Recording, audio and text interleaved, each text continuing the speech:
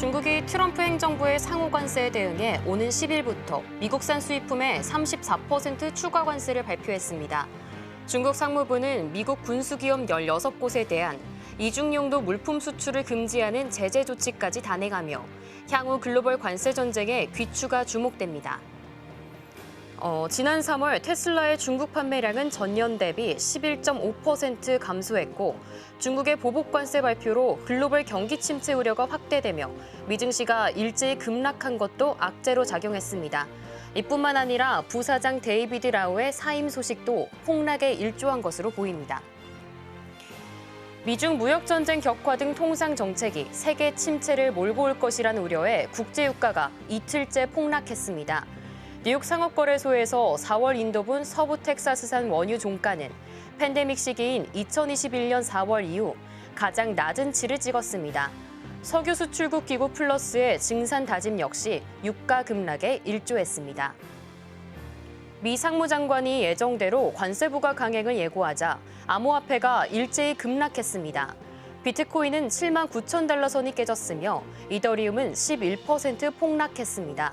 전일 미증시 폭락에 암호화폐가 피난처로 급부상해 일제히 상승했지만 관세 부과가 강행 예고에 급락 반전한 것으로 보입니다.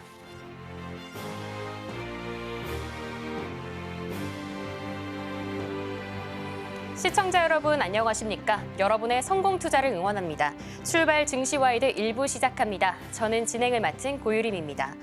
지난 미증시는 그야말로 폭락했던 하루였습니다. 3대 뉴욕 증시 모두 5% 이상 급락했는데요. 상호관세 후폭풍으로 팬데믹의 영향이 컸던 2020년 3월 이후 최악의 나날을 보내고 있습니다.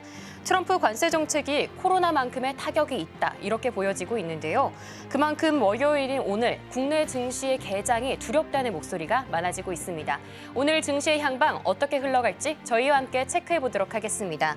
그럼 먼저 오늘 저희가 준비한 코너부터 소개하도록 하겠습니다. 네, 빅 애플스탁 먼저 살펴보도록 할 텐데요. 빅 애플스탁에서는 미중 간의 기술 패권 정쟁, 그다음으로는 트럼프의 측근 챙기기, 마지막으로 인텔과 TSMC 간의 초대형 JV설에 대해서 다뤄보도록 하겠습니다. 다음 코너는 코인 라이브입니다. 코인 라이브는 XRP 10달러 시나리오가 현실화되고 있다. 다음으로는 비트코인 금과는 다른 길을 간다. 마지막으로 이더리움은 팬데믹 이후에 최저치를 기록한다는 점들 체크해 보도록 하겠습니다. 자, 그럼 출발 증시 와이드 1부 본격적으로 시작해 보겠습니다.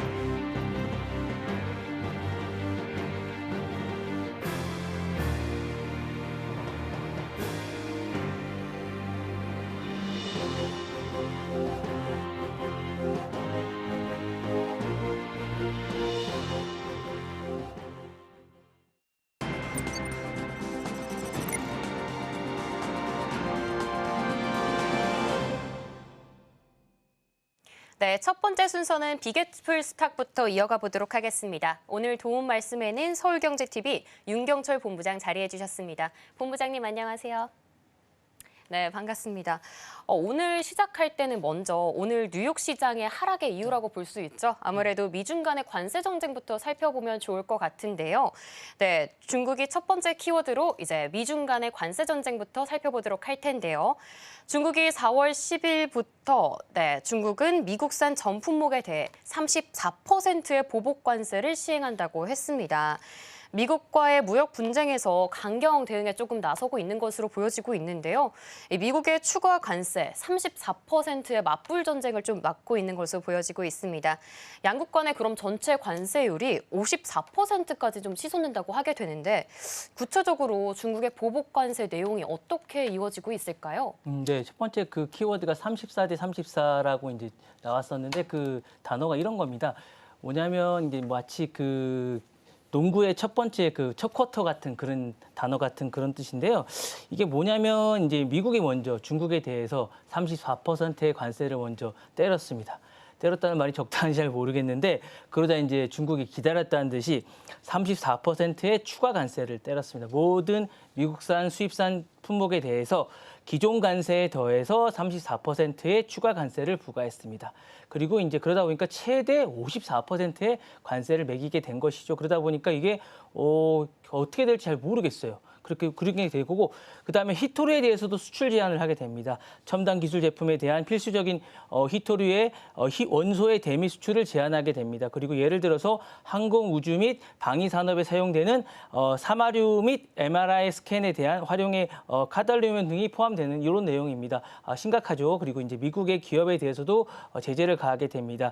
16개의 어떤 미국 수출 통제 목록을 추가하고 11개의 미국 기업을 신뢰할 수 없는 기업이라고 이제 하게 돼서 실제 목록에 포함시켜서 이들과의 무역 대에서 제재를 가하게 됩니다. 또 반덤핑 조사를 하게 되는 거죠. 미국과 인도, 미국뿐만 아닙니다. 인도에 대해서도 수입되는 의료의 CT나 스캐너나 엑스튜브에 대해서도 반덤핑 조사를 하게 됩니다. 실질적으로 시비를 걸게 된다는 그런 의미가 될 것 같고요. 미국 농산물에 대해서도 이제 수입을 제한하게 될 것 같습니다. 미국의 어떤 수수라든가 가금류라든가 골분이라든가 사료 등의 수입을 중단할 것 같습니다. 이번 조치는 사실 어떤 그 관세나 이런 거에 대한 대응이라기보다는 일단 미국이 먼저 시비를 걸었기 때문에 여기에 대해서 자기가 대응을 한다는 이런 거고요. 일단은 중국의 반발이나 조치는 이런 것 같습니다. 미국산 전 품목에 대한 것들에 대해서 관세를 하게 되는 거고요. 중국 재무부에 대해서는 일단 4월 10일부터 제재를 가하게 된다는 얘기를 하고, 관세는 중국제 무역 규칙 위반이라는 제재를 가하게 되는 거고, 이런 부분에 대해서 하겠다라고 생각하고 있는 거고, 일단 이번 조치 관세는 단순한 세율 조정이나 이런 것보다 큰 함의를 좀 가지게 될 것 같고요. 왜 중요한가라는 생각을 좀 해보게 되면, 일단 중국 보복 관세는 여러 가지 의미에서 많은 의미를 가지게 될 것 같습니다. 미국과 중국의 무역 전쟁은 총력전이라는 의미에서 많은 의미를 가지게 될 것 같고요. 일단은 글로벌 공급망의 재편이 가속될 것 같습니다. 왜냐하면 중국은 여러 가지 의미에서 일단 여러 가지 전 세계의 어떤 공급망이라는 측면에서 중국 내 생산 수출 기반이 약간 약화될 의미도 좀 있을 것 같고, 핵심 물자라든가 이런 것들이 흐름이 병목 현상이 생길 것 같은 생각도 듭니다. 그래서 공급망에 충격이 좀 있을 것 같아요. 한국이라든가 대만이라든가 일본 같은 어떤 제3국이 공급망이 약간 차질이 있지 않을까라는 생각이 좀 들고요. 그리고 일단 글로벌 인플레이션이 압력이 가중될 것 같습니다. 그래서 공급망 쇼크라든가 인플레이션이라든가 이런 것들이 약간 어떤 재점화가 될 가능성이 좀 있을 것 같고, 국제 어떤 통상 질서가 약간 재편되거나 약화될 것 같은 그런 생각이 듭니다. 왜냐하면 WTO라는 게 이런 게 전혀 어떤 그 다자 간의 무역 질서가 이제 어떤 역할을 하지 못하지 않을까라는 생각이 될 것 같고요. 자유무역에서 어떤 전략무역이 되지 않을까라는 생각이 좀 듭니다. 그래서 이는 기술 안보라든가 뭐 이렇게 외교라든가 이런 것들이 융합되는 새로운 경제 질서가 생겨나지 않을까라는 생각이 들고, 또 기시장과 투자에 대한 어떤 충격파가 좀 크지 않을까라는 생각이 듭니다. 그 농산물이라든가 반도체라든가 원자재 관련 이런 기업들이 실적과 전망이 급변할 것 같은 생각이 듭니다. 그래서 이런 모든 것들이 얘기가 들면 중국과 보복 관세는 단순한 무역이 수단이 아니라 글로벌 경제의 어떤 균형을 흔드는 정치적인 메시지이자 구도의 어떤 경고 등이 아닌가라는 생각이 듭니다. 네. 네. 아무래도 이 미중 간의 무역 전쟁이 좀 총력전으로 시작이 되고 있는 것으로 보여지고 있는 것 같습니다. 이번 중국의 보복 관세는 그렇다면 단순한 무역 수단이 아니라 좀 글로벌 경제의 균형을 흔드는 정치적 메시지까지 담고 있지 않나 하는 생각이 좀 들고 있는데요. 앞으로 두 국가 간의 보복 관세 어떻게 좀 흘러갈까요? 여러 가지 관세가 있을 것 같은데 일단은 맞불이 되지 않을까라는 생각은 먼저 들어요. 일단 상호 고관세로 계속 지금처럼 계속 할 수 있는다는 생각이 좀 들면서, 일단 트럼프가 일단 국내 결집을 위해서, 지지자들의 결집을 위해서 그러든가 정치적인 이슈나 이런 것들을 하고, 그다음에 리쇼링 정책을 계속 해야 되기 때문에 고관세가 필수적이라는 얘기가 계속 있습니다. 그래서 중국은 국내 소비재라든가 이런 수출 소비 진작이라든가 어떤 수출 다변화를 위해서 이 관세를 할 수밖에 없다는 생각을 좀 믿어서, 두 국가가 디지털 제품이라든가 고급 농산물이라든가 어떤 금융 서비스에 대해서 관세 품목을 확대하고 있습니다. 그래서 이 부분을 해야 될 것 같고, 그렇기 때문에 결과적으로 글로벌 공급망의 분절이 가속화될 것 같은 그런 생각이 듭니다. 그래서 아시아라든가 유럽이든가 중간 국가가 샌드위치가 될 것 같습니다. 우리나라도 마찬가지고요. 그렇게 되면 글로벌 무역이라든가 이런 게 축소가 될 것 같고요. 불확실성이 극대화될 것 같습니다.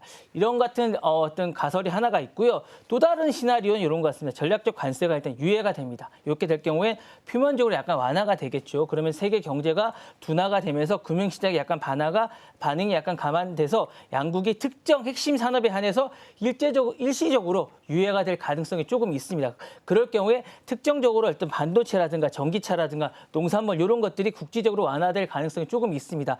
하지만 이럴 경우에는 형식적으로 해빙은 됐지만 실질적으로는 대치될 가능성이 높습니다. 그런 양국이 협상에는 응하면서 국내적으로는 입지를 강화해 활용을 할 수 있지만 실질적으로는 이제 해빙된 게 아니죠. 잠깐 봉합될 가능성이 있다라는 이런 생각이고요. 마지막으로는 이제 비관세가 됩니다. 양국의 이제 정상들이 모여서 이제 시진핑이나 트럼프가 이제 모여서 큰 타결로 이제 빅딜을 하는 거죠. 그러면 이제 비관세로 확대가 돼서 투자가 제한이 되고 수출 품목이 통제가 되면서 금융 제재가 이제 풀리게 되는 거죠. 이럴 경우에는 중국과 어떤 미국과 이런 기술에 대해서 사이버 규제가 살짝 강화가 될 뿐 서로가 이제 해빙이 되면서 기술 냉전이 풀리면서 디커플링이 되면서 이제 블록화된 무역 질서가 이제 서로가 풀리게 되는 이런 게 되지 않을까라는 생각이 들면서 요 가지 세 가지 시나리오가 있는데 당분간은 처음에 있었던 고관세가 장기화되는 게 아닌가라는 추세가 되지 않을까 싶습니다. 네. 네, 이렇게 미중 간의 두 가지 시나리오도 한번 체크해봤습니다. 그렇다면 두 번째 주제 한번 확인해 보도록 할 텐데요. 두 번째 주제, 멜 깁슨 총기 소지권에 대해서 한번 다뤄보도록 하겠습니다. 이 멜 깁슨 총기 소지권, 트럼프 정부가 최근에 이 멜 깁슨, 할리우드 배우죠. 할리우드 배우 멜 깁슨의 총기 소지권에 대해서 회복을 결정했습니다. 본부장님, 이에 대한 비판이 좀 많은 걸로 알고 있는데요. 그렇다면 이 의미가 왜 중요한 거고 어떤 의미를 내포하고 있는 걸까요? 이게 멜 깁슨이 왜 이렇게 좀 나쁘다냐고 생각을 하면 이게 2021년에 전 연인이죠. 옥사나라는 그리고레라고 이제 배우가 있습니다. 이 배우에 대해서 가정 폭력을 하면서 총기를 못하게 하게 된 겁니다. 그래서 단순히 그런 게 아니라 근데 이거를 사실은 아주 큰 죄였어요. 그때 총기를 사용했기 때문에 이걸 못하게 했는데 이걸 거의 10년 넘게 못하게 했던 것들을 최근에 어쨌든 트럼프가 친하다는 이유로 총기를 사용하게 된 거예요. 근데 이 부분이 이제 왜 문제가 됐냐면 사실은 이걸 이제 그 전 법무부에 있는 그 담당 변호사가 이제 계속 못 쓰게 하니까 이 변호사까지 파면하면서까지 이걸 허가하게 됐습니다. 그래서 정치적 영향력의 논란이 좀 되고 있고요. 공공안전성의 논란이 좀 있습니다. 왜냐하면 이 멜 깁슨을 이제 이 한 명을 이제 석방하기 위한 게 아니라 허가하기 위한 게 아니라 다른 사람 10명까지 같이 허가하게 되면서 이제 공공 안전성의 논란이 되고 있습니다. 왜냐하면 가정폭력 전과가 있는 개인에게 총기 전력을 복원하는 것은 사실은 공공 안전성에 대한 어떤 위험성을 증가할 수 있습니다. 이 부분이 상당히 문제가 되고 있고요. 그다음에 정책적 신뢰성에 대해서 문제가 좀 있을 것 같습니다. 이번 사례는 사실 범죄 전력이 있는 개인 소지를 대해서 권리를 복원함으로써 이제 정책의 선례가 될 수 있습니다. 그래서 이 부분은 상당히 문제가 될 수 있고요. 이번 결정은 사실은 이제 비판이 정치적 동기에 의해서 친소 관계에 의해서 이제 선례를 남겼다는 점에서 좀 문제가 될 수 있을 것 같고요. 이게 왜 중요하냐면 사실은 법치와 사면의 경계가 약간 애매하다는 이유가 있습니다. 법보다 권력이 우선한다라는 생각이 있고요. 객관적 이유가 좀 없습니다. 객관적 기준 없이 정치적 상황에 따라서 이래서는 이렇게 하고 친분에 따라서 허가할 수도 있다. 이렇게 판단이 들면 상당히 좀 문제가 있을 것 같은 생각이 좀 들고요. 총기 규제와 권리 보장의 전선이 강화됐다는 측면이 좀 있을 것 같아요. 사실은 미국은 담배와 함께 총기 어떤 이 약간 로비가 상당히 강화된 나라인데 이 부분이 작동하지 않았냐라는 생각이 좀 듭니다. 그래서 이 부분이 약간 좀 문제가 있을 것 같고 보수와 진보와 같은 극단적인 대립이 존재하는 상황에서 보수가 약간 이겼다는 측면도 약간 문제가 있을 것 같은 생각이 들고 이 결정이 사실은 보수 진영의 총기 자유를 우선시하는 입장이 강화되지 않았냐라는 생각이 좀 듭니다. 그래서 반면에 총기 폭력 피해자의 안전에 대해서 전혀 반영이 안 됐다는 측면에서 약간 우려가 좀 있습니다. 그래서 이 피해자들의 목소리가 전혀 반영이 좀 안 된 건 사실 좀 우려가 있습니다. 그래서 이 부분이 좀 있고요. 그다음 멜 깁슨이 누굽니까? 영화에서는 사실은 이런 약한 자들을 보호하는 사람인데 실제적으로는 이런 부분이 전혀 반영이 안 되거든요. 그래서 유명인에 대한 특혜가 아닌가라는 생각도 좀 있어요. 그래서 이 부분이 사실은 멜 깁슨이 좀 문제가 있는 게 아닌가라는 생각이 들고 트럼프가 지지하면서 상당히 좋아하는 그런 유명 연예인이어서 이 결정이 유명인에 대한 특혜가 아닌가라는 생각이 있으면서 정치 권력과 유명세가 결합되면 법적인 책임에서도 이게 좀 해결할 수 있다라는 벗어날 수 있다라는 선례를 남기면서 좀 문제가 있는 게 아닌가라는 생각이 좀 들고요. 일반 시민의 법 앞에서 평등하다는 신뢰가 좀 무너진 사례가 되면서 좀 문제가 되고 있습니다. 그리고 트럼프식 어떤 정치 스타일이 재확인된 또 사례가 될 수 있습니다. 트럼프는 재임 시절부터 충성하면 난 보답한다. 약간 이런 게 좀 있었거든요. 그래서 자신의 적에게는 적대적이면서 충성하는 자에게는 늘 관대했습니다. 그러면서 이번에도 이런 걸 다시 한번 더 보여주면서 지지층을 결집하는 약간 그런 수단으로 사용하고 있습니다. 이런 게 좀 있고요. 공공적인 안전과 어떤 여성 인권에 대해서는 또 무시하는 약간 이런 게 또 보였습니다. 그래서 이번에 보고 나는 결정적인 그것이 약간 여성단체와 인권단체에서 강한 반발을 또 불러일으키는 계기가 됐으면서 이 부분이 좀 문제가 되면서 공공안전과 어쨌든 피해자들의 보호를 후순위로 한다는 약간 그런 비판이 또 되고 있어서 이게 또 문제가 되고 있어서 결론적으로 약간 이런 것 같습니다. 이번 결정은 단순한 연예인 사면을 떠나서 좀 미국 사회가 이제 어떤 가치를 더 중요시하나는 생각이 또 다시 한 번 더 이제 논란을 불러일으키고 법치인가 권력인가 안전인가 자유인가 그런 시험대를 좀 올리는 리트머스 같은 그런 판결이 아닌가라는 생각이 좀 듭니다. 네. 네, 이렇게 이번 결정에 대해서 트럼프와 미국이 어떻게 생각하는지 또 연예인의 사면 결정에 대해서 국민들은 어떻게 생각하는지 다시 한번 좀 생각을 해볼 수 있었던 계기였던 것 같습니다. 네, 그렇다면 본부장님, 이 트럼프의 친소에 따라 또 한 번 또 사면이 될 수 있을 거라고 하는데 향후에 또 어떤 파장이 예상이 되시나요? 물론 뭐 이게 정치적 파장이 되게 심할 것 같아요. 그러니까 정치적으로 이게 권력 사면을 사유화한다. 늘 뭐 트럼프가 이런 걸 많이 하는데 정치적 사면화가 확대가 될 것 같습니다. 그래서 트럼프의 정치적 보상화의 사면화 패턴이 또 반복화되는 게 아닌가라는 생각이 들고요. 계속적으로 말씀을 드리지만 어쨌든 사면의 사유화, 남용화 그리고 사적인 충성에 대한 사면이 정치화의 어떤 불신을 좀 키우는 게 아닌가라는 생각이 들고요. 향후에 더 많은 논란에 대한 인물 사면이 또 되는 게 아닌가라는 우려를 낳고 있습니다. 그리고 법적, 제도적 어쨌든 파장이 좀 일 것 같습니다. 그래서 사면 제한의 논의가 다시 한 번 더 일지 않을까라는 생각이 듭니다. 그래서 조건 없는 총기 사면에 대한 불가에 대한 법안이 나오지 않을까라는 생각이 들고요. 총기 규제에 대한 어떤 논쟁의 상징적인 전선이 형성되지 않을까라는 생각도 좀 듭니다. 이런 부분들이 좀 논란이 될 것 같고요. 안전보다 정치적 자유가 우선하는 결정이 아닌가라는 생각이 또 들고요. 유명 연예인에 대한 정치적 활용이 또 증가할 것 같은 그런 우려가 또 나오고 있습니다. 다른 유명 인사라든가 보수 유명인도 정치적 보상이 될 수 있다라는 생각도 좀 듭니다. 그래서 국제적 이미지도 또 나빠지지 않을까라는 생각이 듭니다. 그래서 인권에 대한 평가 이런 부분과 미국의 여성 인권 그리고 사면 제도, 총기 제도에 대한 국제적인 우려가 또 나오고 있고 비판의 근거가 될 수 있을 것 같은 생각도 듭니다. 사실은 다시 한번 말씀드리지만 이번 결정은 단순한 연예인 사면이 아니라 트럼프 시기의 어떤 정치적 그리고 법치와 안전에 대한 경계의 붕괴가 됐다는 점 그리고 총기에 대한 문제에 가진 어떤 전쟁화라든가 이런 것들에 대해서 다시 한 번 더 생각해보는 계기가 되지 않을까라는 생각이 듭니다. 네.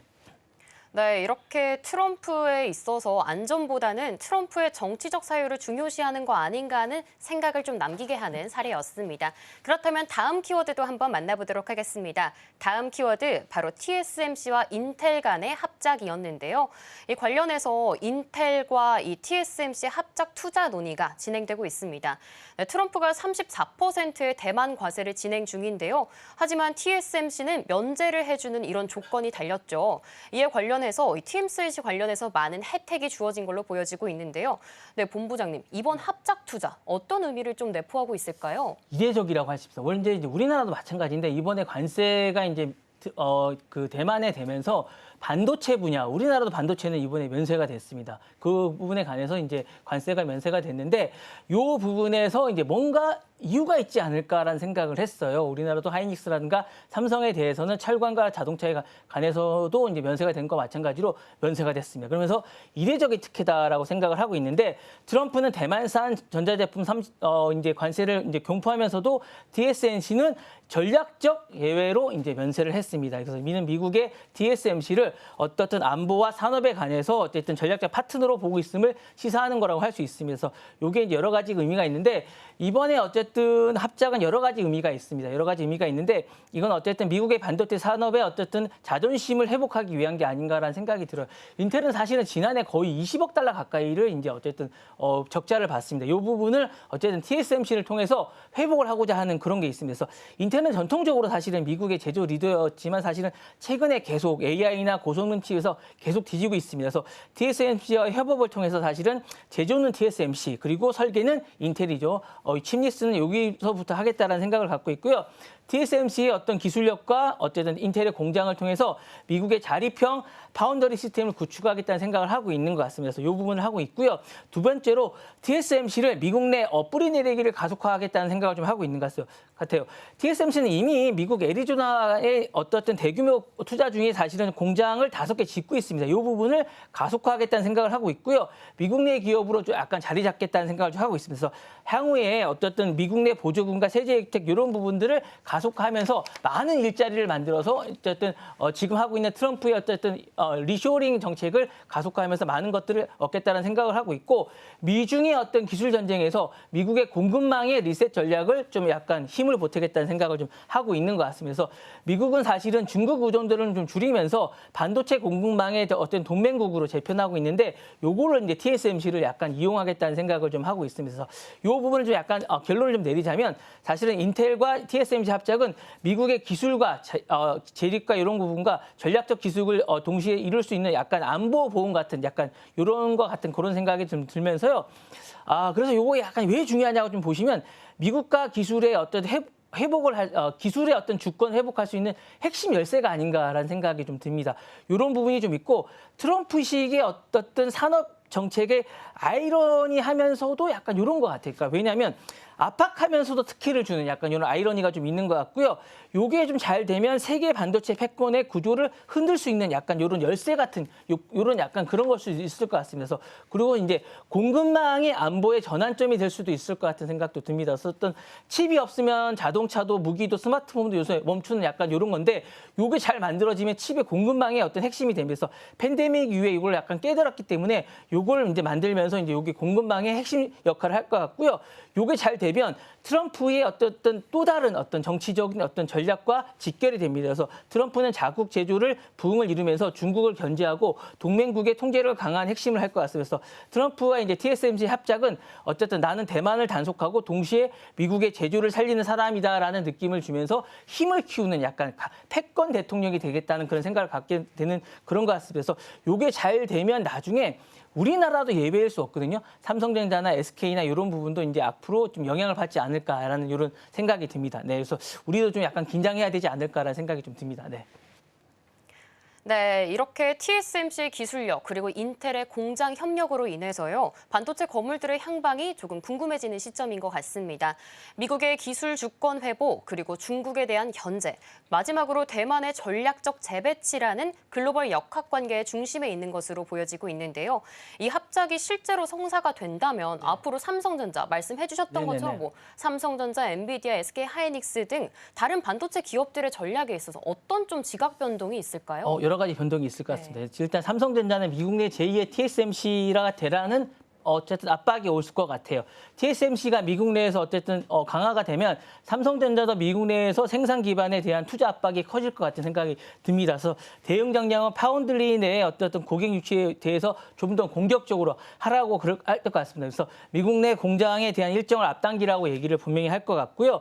ASML 같은 경우에도 사실은 이제 블록화에 대한 압박이 올 것 같습니다. 왜냐하면 TSMC가 인텔에 대해서 어쨌든 R&D에 대한 집중이 압박이 되면 MSL도 사실은 EUL이라고 있습니다. 이제 첨단 EUL에 대한 공급을 분할해야 되는 압박이 있습니다. 그래서 장비에 대한 선택이 압박이 되지 않을까라는 생각이 듭니다. 이 부분은 분명히 해야 될 것 같고요.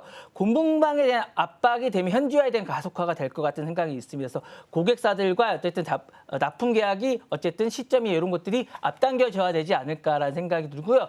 엔비디아도 마찬가지입니다. 그러니까 설계 중심의 기업의 파운더리에 대한 선택이 제한될 것 같고 TSMC가 제조 우선이 되면 국내 전략에 대해서 인텔이 집중할 수 있을 것 같고 엔비디아와 같은 어쨌든 팹리스와 기업이 협상이 약화되면서 이 부분도 이제 많이 앞당겨지지 않을까라는 생각이 듭니다. 그 외에도 마찬가지입니다. 많은 기업들이 이제 투자 흐름이 될 것 같고 미국 내 반도체 자산이 집중이 되면 한국이나 대만이나 이런 외국인 투자에 우려가 있습니다. 투자 유치가 우려가 있고요. 공급망도 재편이 될 것 같습니다. 어쨌든 첨단 공정 운영이 다 미국으로 이전하게 되면 동아시아나 이런 것들이 북미로 다 전환이 가속화될 것 같습니다. 그래서 기술 격차도 사실은 많이 줄어들 것 같습니다. 그래서 인텔이나 TSMC나 이런 것들이 기술이 공유되면 일부 팹리스나 소형 파운드리가 도태될 우려가 있습니다. 우리나라도 상당히 조심해야 될 것 같은 그런 생각이 들고요. 지정학적 리스크도 좀 있을 것 같아요. 사실은 중국이 ASML이나 TSMC 같은 삼성이 미국 중심으로 재배치가 되면 더욱 반발이 되고 준비를 좀 해야 됩니다. 우리도 상당히 긴장을 해야 될 것 같고요. 결론적으로 이럴 것 같습니다. 인텔이나 TSMC의 압착은 사실은 기술 주권이나 공급망이나 이런 것들 헤게모니가 경쟁이 미국으로 가는 어떤 계기가 됩니다. 우리나라나 이제 대만에 있던 많은 것들이 미국으로 하기 때문에 그 축이 사실은 고정이 되면 삼성이나 이런 압박이 이제 ASML이나 이제 어떤 중립에 있던 것들이 사실은 이제 상당히 미국으로 가기 때문에 우리가 이제 이런 것들에 대해서 이제 우리가 많은 이제 단순히 어쨌든 경제적인 주권만이 가는 게 아니라 기술이나 산업의 어떤 주권들이 다 미국으로 가게 되는 그런 거이기 때문에 상당히 긴장을 해야 되지 않을까라는 생각이 듭니다. 네. 네, 이렇게 미국을 중심으로 한 반도체 기업 간의 경쟁 다시 한번 대두되고 있습니다. 그렇다면 바로 네 번째 주제도 만나보도록 할 텐데요. 네 번째 주제, 틱톡 75일 유예입니다. 틱톡 관련해서는요, 또 지난주에도 이야기를 나눠봤었는데요. 트럼프 대통령이 틱톡 금지법의 진행 또다시 75일간의 유예 결정을 내렸더라고요. 네, 이는 미중 관계에 있어서 또 어떤 의미를 갖는지 다시 한번 좀 이야기를 나눠봐야 될 것 같은데 어떤 의미일까요? 이게 제가 볼 때는 단순히 이제 틱톡을 뭐 이렇게 단순히 그런 게 아니라 압박과 거래라는 어떤 트럼프식 전략이 또 재가동된 게 아닌가라는 생각이 듭니다. 틱톡을 단순히 금지하면서 어쨌든 집행하거나 이런 유예하는 게 아니라 이는 법을 이제 무기처럼 들고 있지만 이제 유예는 중국산 전 제품을 이제 추가 관세로 발통하면서 바이트댄스가 사실은 이제 틱톡 법 매각한을 유예하면서 이제 약간 화가 난 것 같아요. 그래서 이 부분에 대해서 이제 미국 중개 간의 이제 협상을 틱톡을 딜 테이블 타임에 올려놓겠다는 뜻을 이제 밝힌 겁니다. 그래서 이제 관세를 낮춰줄 테니까 틱톡을 넘겨라라는 트럼프식의 약간 협상 메시지를 던진 게 아닌가라는 생각이 듭니다. 이런 얘기를 좀 하면서 이제 틱톡을 이제 어떤 관세의 어떤 약간 테이블에 올려놓으면서 이제 협상 테이블에 어쨌든 그 약간 메시지나 메뉴로 올려놓은 것 같은 약간 이런 생각이 듭니다. 이런 게 좀 있고요. 중국에 대한 이중 메시지도 약간 던진 것 같은 그런 생각이 듭니다. 통제는 강화하되 판은 깨지 않겠다. 약간 이런 생각을 좀 갖고 있는 것 같아서 트럼프는 강경한 메시지를 늘 하지만 틱톡은 어느 정도 살려줄 수 있다. 라는 여지를 좀 남긴 것 같아요. 이런 부분도 좀 있고요.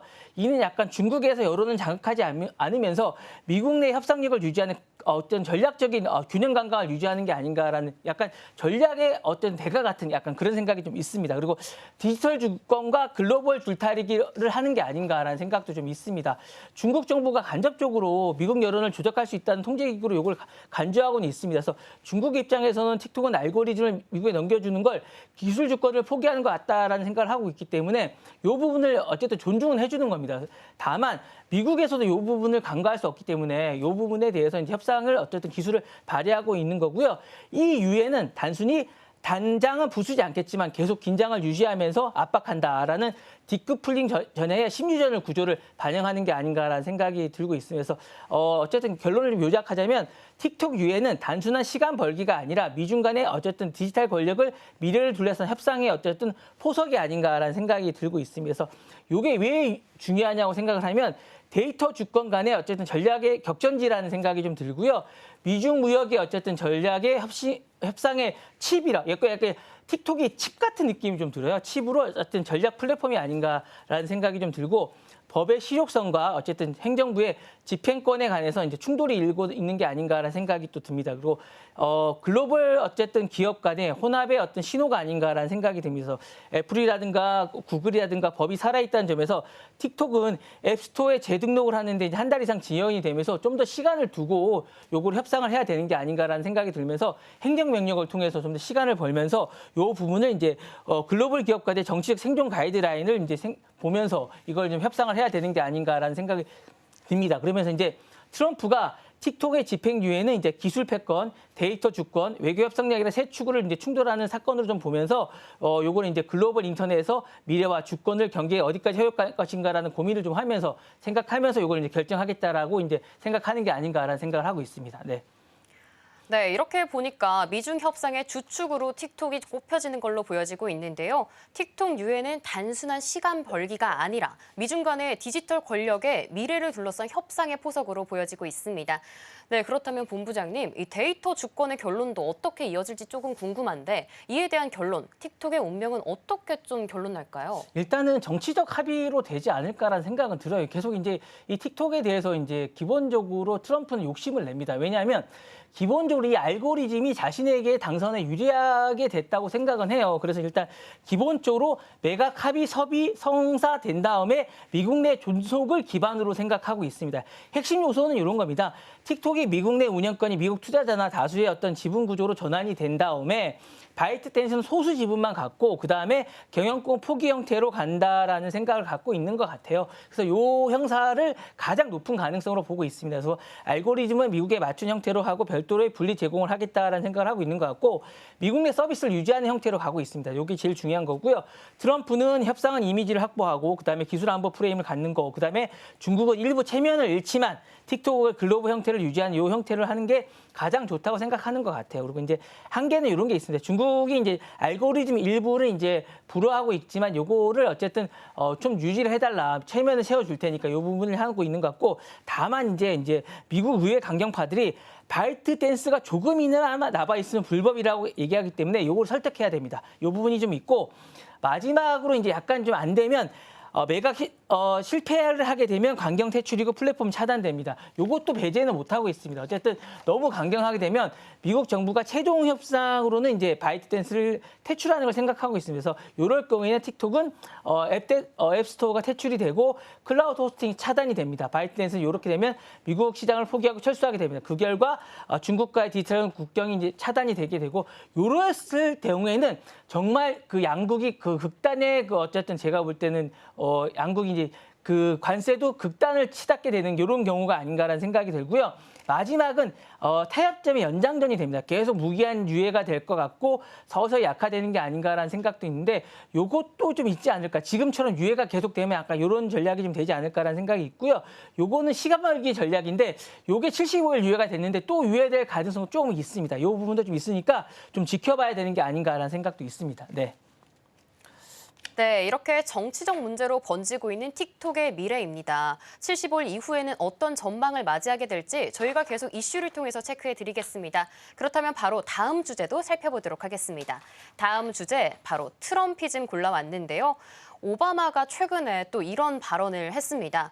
해밀턴 대학 연설에서 50년대 이 메커니즘에 빗대어서 트럼피즘에 대해 경계해야 된다. 이렇게 말을 한 건데요. 네, 본부장님, 트럼피즘 이게 또 왜 위험한 거고 또 어떤 의미를 담고 있을까요? 고한원 선생님 혹시 메카시즘은 아세요?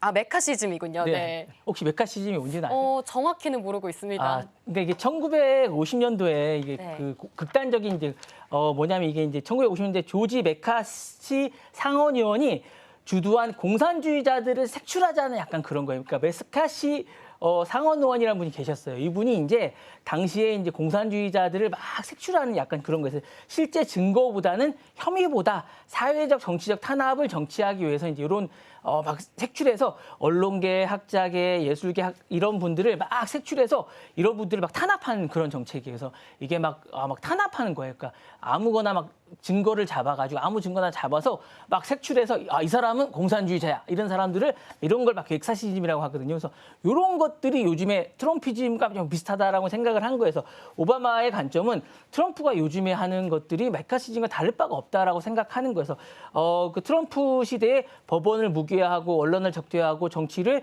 약간 보복 시도하는 게 메카시즘의 현대화의 반복이라고 생각을 하고 있습니다. 그래서 이제 이게 민주주의의 근본을 위협하는 징후가 아닌가라는 생각을 하고 약간 위험하다라고 보고 있습니다. 그래서 트럼피즘이 약간 메카시즘과 비슷하지 않냐라고 생각을 하고 있고요. 오바마 전 대통령이 이제 최근 해밀턴 대학에서 연설을 했습니다. 그러면서 트럼피즘이라고 이제 트럼피즘은 계속 얘기를 했어요. 이게 요즘 위험하다라고 얘기를 했고 1950년대에 메카시 의원이 막 이렇게 하면서 상당히 그때 사회가 막 경직됐어요. 이러면서 이게 메카시즘이 아닌가 요즘에 하는 게. 그래서 지금의 정치 환경이 사상의 자유와 제도의 어떤 독립성을 억누르는 과거에 위험한 거 아닌가라고 생각을 하는데 최근에 실질적으로 콜롬비아 대학에 가는 어떤 약간 아랍계 여성이 어쨌든 경찰에게 잡혀가지고 끌려가는 모습이 이제 CCTV에 찍히기도 했습니다. 이게 사실은 50년대 우리나라 70년대랑 약간 비슷한 약간 이런 거랑 비슷해요. 그러니까 이게 정말 메카시즘이 부활한 게 아닌가라는 생각이 드는데 이게 정말 위험한 게 왜 그러냐면 정치적 보복을 정당화하고 있습니다. 트럼프 정부는 최근에 콜롬비아 대학이라든가 하버드 대학이라는 주요 대학을 수억 달러에 또 수십억 달러의 보조금을 중단하거나 조사를 착수하고 있습니다. 이들 대학을 정치적으로 불편한 입장을 보였다는 이유로 정부의 표적이 되고 있습니다. 정권을 비판하거나 예산을 제재하고 있습니다. 그러니까 권력의 비판자들에게 경제적 보복을 하고 있는 거죠. 그리고 이제 표현의 자유에 대한 위협을 하고 있습니다. 트럼피즘은 사실은 진영의 어떤 보수 진영의 어쨌든 불편한 언론, 대학, 문화계의 비판을 하면 취소 문화를 몰아가고 있습니다. 보조금을 안 주는 거예요. 그러면 반대 진보에 있는 어떤 표현을 하거나 불법화하려는 어떤 억압하려는 경향을 보이고 있습니다. 그래서 민주주의는 반대 의견을 허용한다고 유지한다는 이런 건데 이 반대로 가면 독재로 가는 가장 빠른 길입니다. 그래서 진짜 위험한 거고요. 제도와 규범을 무력화하고 있습니다. 트럼피즘은 사실은 언론, 법원, 의회, 대학을 민주주의로 가는 견제 시스템을 딥스테이크, 이게 음모론이죠. 딥스테이크로 낙인을 찍고 무력화하고 있습니다. 그래서 트럼프는 자신에게 불리한 법원이라든가 수사기관이라든가 세군의 수사기관 중에 이제 검사 2명을 해고했습니다. 자신에게 불리하게 하는 이 부분을 언론에 대해서 공개 비방하거나 탄압 조사를 하고 있고 반복하고 있습니다. 그래서 트럼피즘은 규범, 충성 이런 것보다 지지층을 하고 제도보다는 감정을 우선시하거나 이런 거 하고 있습니다. 상당히 좀 위험한 이런 게 아닌가라고 하고 있고요. 오바마가 이제 전달하는 메시지는 이런 겁니다. 대학 법률계 그리고 이제 많은 시민들에게 권력 앞에서 침묵하면 안 되고 메카시즘이 미국의 어떤 자부심을 무너뜨렸듯이 트럼프도 사실은 표현이나 자율 민주주의를 이제 시험하고 있다라고 연설을 하고 있고요. 트럼프 이제 피즘이 위험한 건 정치 권력을 이용해서 사회 자율성과 표현을 무너뜨리고 있다라고 얘기하면서 과거의 독을 지금 반복해서는 안 된다라고 얘기를 하고 있으면서 조심하라라는 메시지를 던지는 게 아닌가라고 얘기하고 있습니다. 네. 네, 이번에 나왔던 트럼피즘이 위험했던 이유는요, 바로 정치 권력을 사용해서 앞으로 사회의 자율성과 표현의 자유까지 체계적으로 억누르려고 하기 때문입니다. 또 다른 사례 찾아보니까요, 실제로 트럼프는 최근 대학교 지원금을 이용해서 대학의 자율성과 표현의 자유까지 억누르고 있다고 하는데요. 본부장님, 이렇게 된다면 네. 트럼프 정부가 대학 간에 또 어떤 경쟁을 또 하게 될까요? 여기서 이제 오바마가 이날 얘기했던 게 또 있는데 뭐냐면 지원금을 하지 말고 대학들은 기금을 사용하라고 얘기했으니까 전체적으로 기금을 사용하면 이용 좋다라고 얘기를 했는데 정치적 탄압이 강화되면 이제 일부 대학들은 침묵할 우려가 많습니다. 그런 우려도 있고요. 사실은 전개 방식은 트럼프 정부가 보조금, 연구금, 세제 혜택을 무기화할 가능성이 상당히 높습니다. 그러면 특정 발언이나 강연이나 캠퍼스가 기준을 설정할 사항이 있고요. 대학이나 지도부나 어쨌든 자금난이나 이미지가 우려해서 순응하거나 침묵할 가능성이 상당히 높고요. 또 다른 거는 이제 선별적 저항이나 정치적 거래를 할 가능성이 있습니다. 일부 대학은 타협을 하거나 공개 저항을 하거나 균열이 있거나 이제 이렇게 할 가능성이 있고요. 내부적으로 이제 자유를 보장을 유지하면서 외부 제재에 순응할 가능성도 상당히 있습니다. 하지만 또 많은 대학들은 이럴 가능성이 있어요. 집단 저항을 하거나 사회적 연대를 할 가능성이 많습니다. 아이비리그 사실 지금 아이비리그 상당수의 대학들은 대형 로펌이나 언론 연대에서 학문의 자유 및 어쨌든 권리를 수여하는 캠페인을 하고 있습니다. 그래서 우리는 침묵하지 않는다라고 얘기하면서 법적 대응을 하고 공동 성명서를 내고 어쨌든 자금을 독립을 강화하고 있습니다. 그래서 법원 의회에서 정치적 개입의 어떤 위헌성에 대해서 검토를 요청하고 있습니다.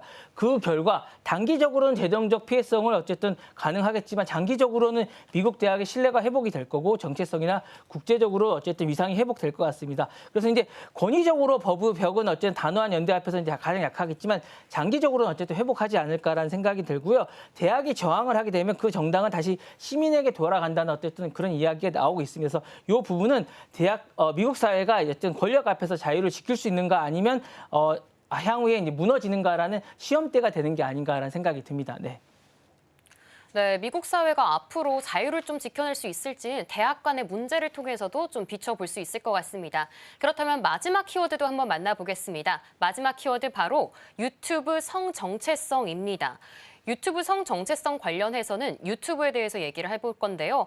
자사 혐오 발언 정책으로 인해서요. 성 정체성 용어를 조용히 제거해서 논란이 되고 있습니다. 네, 본부장님, 이것이 좀 의미하고 있는 것이 무엇일까요? 이게 사실은 이제 최근에 여러 가지 이제 보수화되는 거 과정과 이제 비슷한데요. 정부가 유튜브가 최근에 자사 혐오 정책에서 성 정체성에 관련된 문구를 조용히 삭제했습니다. 조용히 삭제했거든요. 이건 단순한 문구의 변경이 아니라 플랫폼에 이제 관련된 소수자라든가 자유소를 보호한다는 균형에 구조적으로 흔들린다는 어떤 여러 가지 의미가 있습니다. 그래서 요거는 커뮤니티의 후퇴가 아닌가라는 생각이 있고요. 최근에 어쨌든 메타의 팩트 체크를 없앤 것과 약간 비슷한 어떤 그런 것과 비슷한 것 같아요. 그래서 이런 부분이 있는 것 같고요. 혐오 발언으로 강조했던 공격성 이런 것들은 이제 가이드라인에서 사라지면서 트랜스젠더 및 논 바이너리 개인에 대한 어떤 보호 범위가 모호해졌다는 점에서 약간 좀 문제가 있는 게 아닌가라는 생각이 있고, 플랫폼이 차별을 방지하는 의무에서 소극적인 자세로 전환했다는 걸 약간 의미합니다. 그래서 표현의 자유와 이제 온라인 혐오 방지의 충돌 지점에서 이게 어떻게 해야 된다는 측면에서 약간 헷갈릴 수 있다는 측면이 좀 있는 것 같고요. 보수 진영에서는 오래전에 정체성에 관련된 검열이 의견의 표현의 자유를 침해한다고 주장을 했어요. 그래서 유튜브가 이와 관련해서 법적, 정치적 압박을 받은 바가 있습니다. 일부 주에서. 그래서 이 부분에 대해서 이제 자기네들이 해소한다는 측면에서 없앴다고 했는데, 성소수자를 보호한다는 완화는 사실은 표현의 자유라는 이름의 어쨌든 정치적 전략에서 의한다고 할 수 있는데, 이 부분이 사실은 모호한 측면이 좀 있거든요. 그래서 그 부분을 이렇게 하는 게 맞는 것인가라는 약간 법적 논란이 좀 있습니다. 그래서 이 부분은 다시 한번 생각해 봐야 되는 부분도 좀 있고요.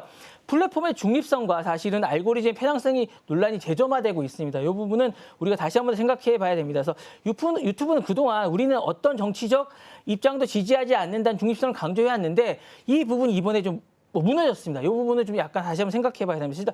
실질적으로 알고리즘이 추천이 혐오 콘텐츠를 증폭시켰다는 비판을 받아오고 있는데, 이번 용어 삭제는 사실은 중립적이라보다는 회피한다는 측면이 좀 강화됐어요. 그래서 이 부분은 그런 인식을 불러올 수 있기 때문에 좀 약간 좀 너무 약간 성급하지 않았나라는 생각이 좀 들고요.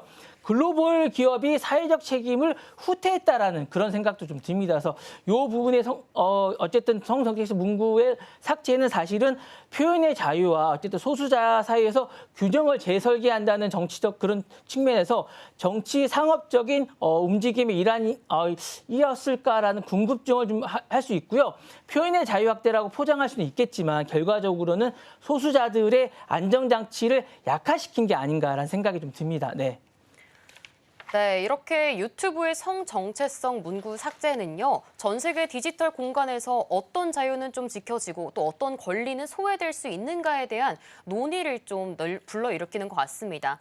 네, 아무래도 유튜브의 이런 태세는요, 좀 짚어보면 좋을 것 같은 게 DEI 등 포기와 맞물려서 트럼프 정부와의 좀 기조를 맞춰간 걸로 좀 해석을 해도 될까요? 맞습니다. DEI라고 이제 여러 가지가 있는데, 이게 이제 소수자들 보호하는 이 정책을 포기한 것과 마찬가지인데, 이게 플랫폼이 더 이상 플랫폼이라든가 어쨌든 사회의 어떤 기업이라든가 이런 것들이 더 이상 중립이 아니라는 거예요. 보수화되고 있다는 거예요. 그러니까 정치 권력에 동조하기 시작했다라는 게 약간 우리가 좀 약간 슬픈 현실이 아닌가라는, 사회가 어쨌든 소수자들인가 이런 약간 약자들을 보호해주지 않는다라는 측면에서 약간 슬픈 현실이라는 생각이 좀 들고요. 정치 권력이 동조화됐다라는 플랫폼이 그동안 이제 우리만의 공간이라는 생각이 들지 않게 됐다는 생각이 좀 들면서 어쨌든 중립적인 공간이 아니면서 정권 성향에 따라서 표현의 이제 검열 대상의 생태계가 될 수 있다는 생각이 들어서 좀 변할 수 있다는 생각을 갖게 됐고요.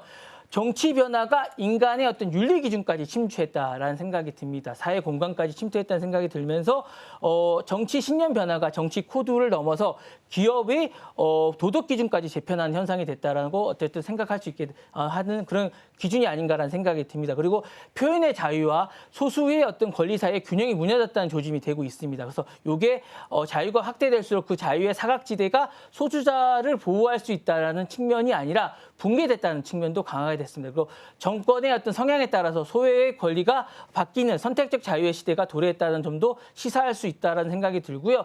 디지털의 공론장이 정치의 문화의 확장이 되었다는 점도 어쨌든 생각할 수 있다는 생각이 들고 있습니다. 그리고 디지털의 공론장이 정치 문화의 확장이 될 수 있다는 생각도 되었음을 보여주고 있습니다. 그래서 이것은 뭐냐면 DEI와 어쨌든 유튜브의 이런 것들은 더 이상 사회의 어떤 정치 플랫폼 사회 권리가 삼각 구도가 뒤집혀졌다는 걸 의미하는 게 아닌가라는 생각이 듭니다. 네.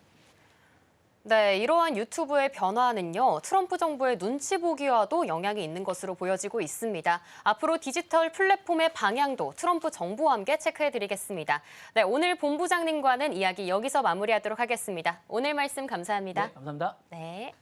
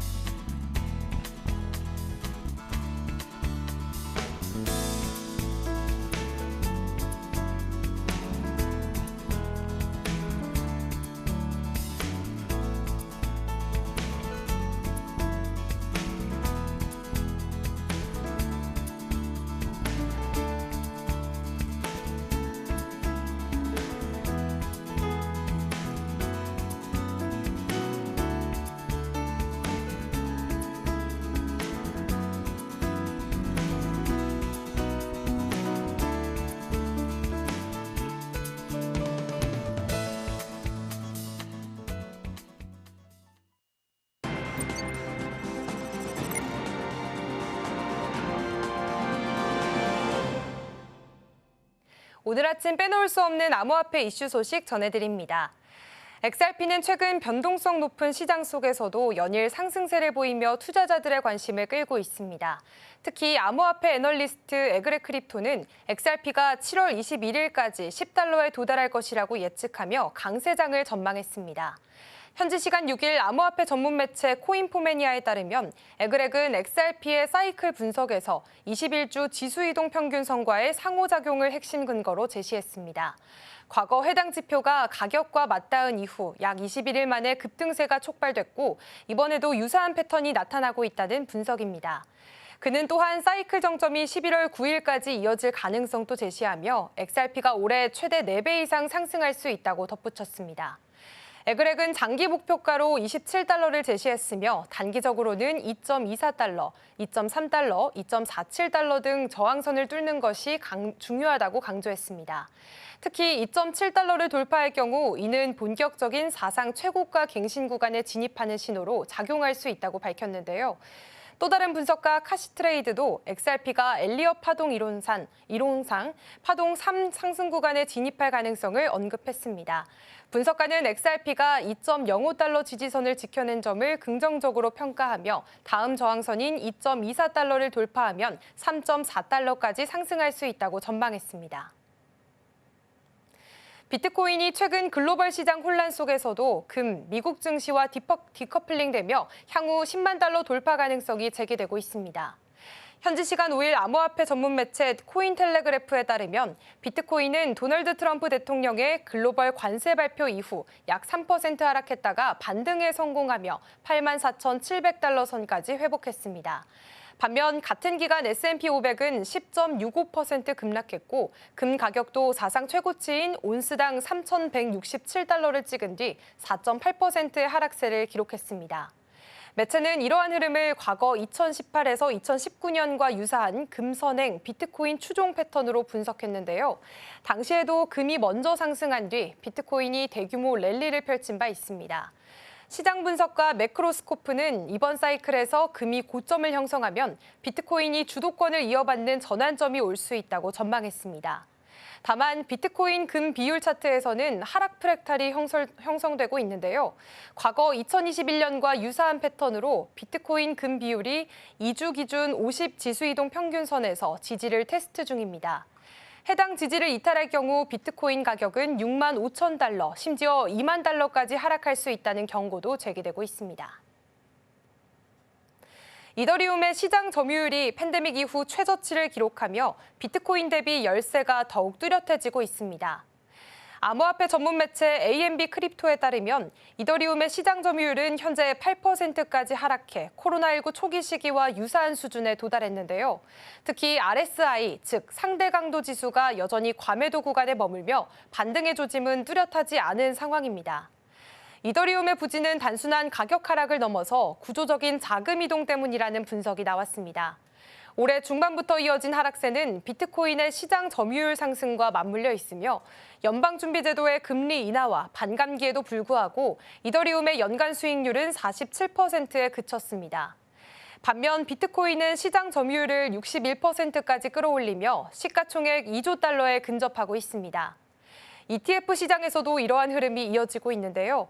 이더리움 ETF에서는 자금이 이탈하는 반면 비트코인 ETF는 강한 유입세를 보이고 있습니다. 하지만 일부 온체인 지표에서는 반전의 실마리도 관측되고 있습니다. 크립토컨트에 따르면 최근 이더리움의 매도 압력은 다소 완화됐고 거래소 유출량이 늘며 장기 보유자들의 축적 움직임이 강해지고 있습니다. 기술적으로는 1,800달러 지지선이 연이어 방어되며 이 구간이 중요한 축적 영역으로 해석되고 있고 향후 2,000에서 2,200달러를 돌파할 경우 본격적인 반등 신호로 여겨질 수 있습니다. 지금까지 암호화폐 이슈 전해드렸습니다.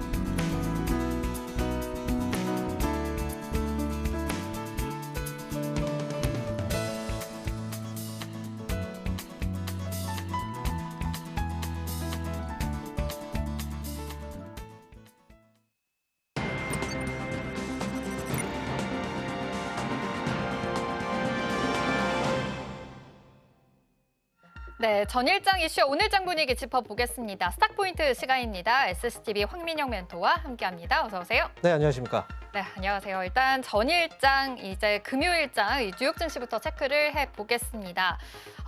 뉴욕 증시 정말 관세 전쟁이 점점 무서워지는 게 느껴집니다. 금요일에는 공포 그 자체였습니다. 목요일에 이어서 금요일까지도 정말 낙폭이 심했었는데요. 닷컴 버블, 9.11 테러 사태와 비교한다면 일일 하락폭이 더 컸다고 합니다. 빅테크는 물론이고 경기 방어주까지 업종을 가리지 않고 모두 다 좀 낙폭을 키워간 하루였는데요. 목금 이틀간 애플이 15% 하락을 했고요. 또 엔비디아도 14%, 테슬라 역시도 15% 낙폭을 그렸습니다. 우리 증시도 이 낙폭을 좀 같이 동반 하락하는 모습을 보였는데 금요일장을 좀 복기를 해보자면요. 지난 금요일은 또 11시에 우리나라에서 중요한 또 선거가 있었죠. 이를 기점으로 살짝 반등을 해주는가 싶었는데 다시 좀 낙폭을 그려갔습니다.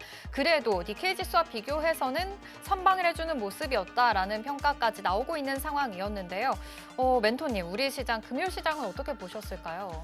네, 금요일 시장은 이제 한국 증시로 본다면 다른 나라 증시했을 때 좀 잘 버텼습니다. 네. 그동안 이제 국내 증시가 워낙에 많이 이제 하락을 했었던 부분도 있었고, 그리고 관세 폭탄도 역시 하나의 테러예요. 전 세계적인 이제 테러이기 네. 때문에 그래서 이제 미국 증시가 급락을 했던 거고, 아시아, 전 세계 증시가 지금 많이 흔들리고 있습니다.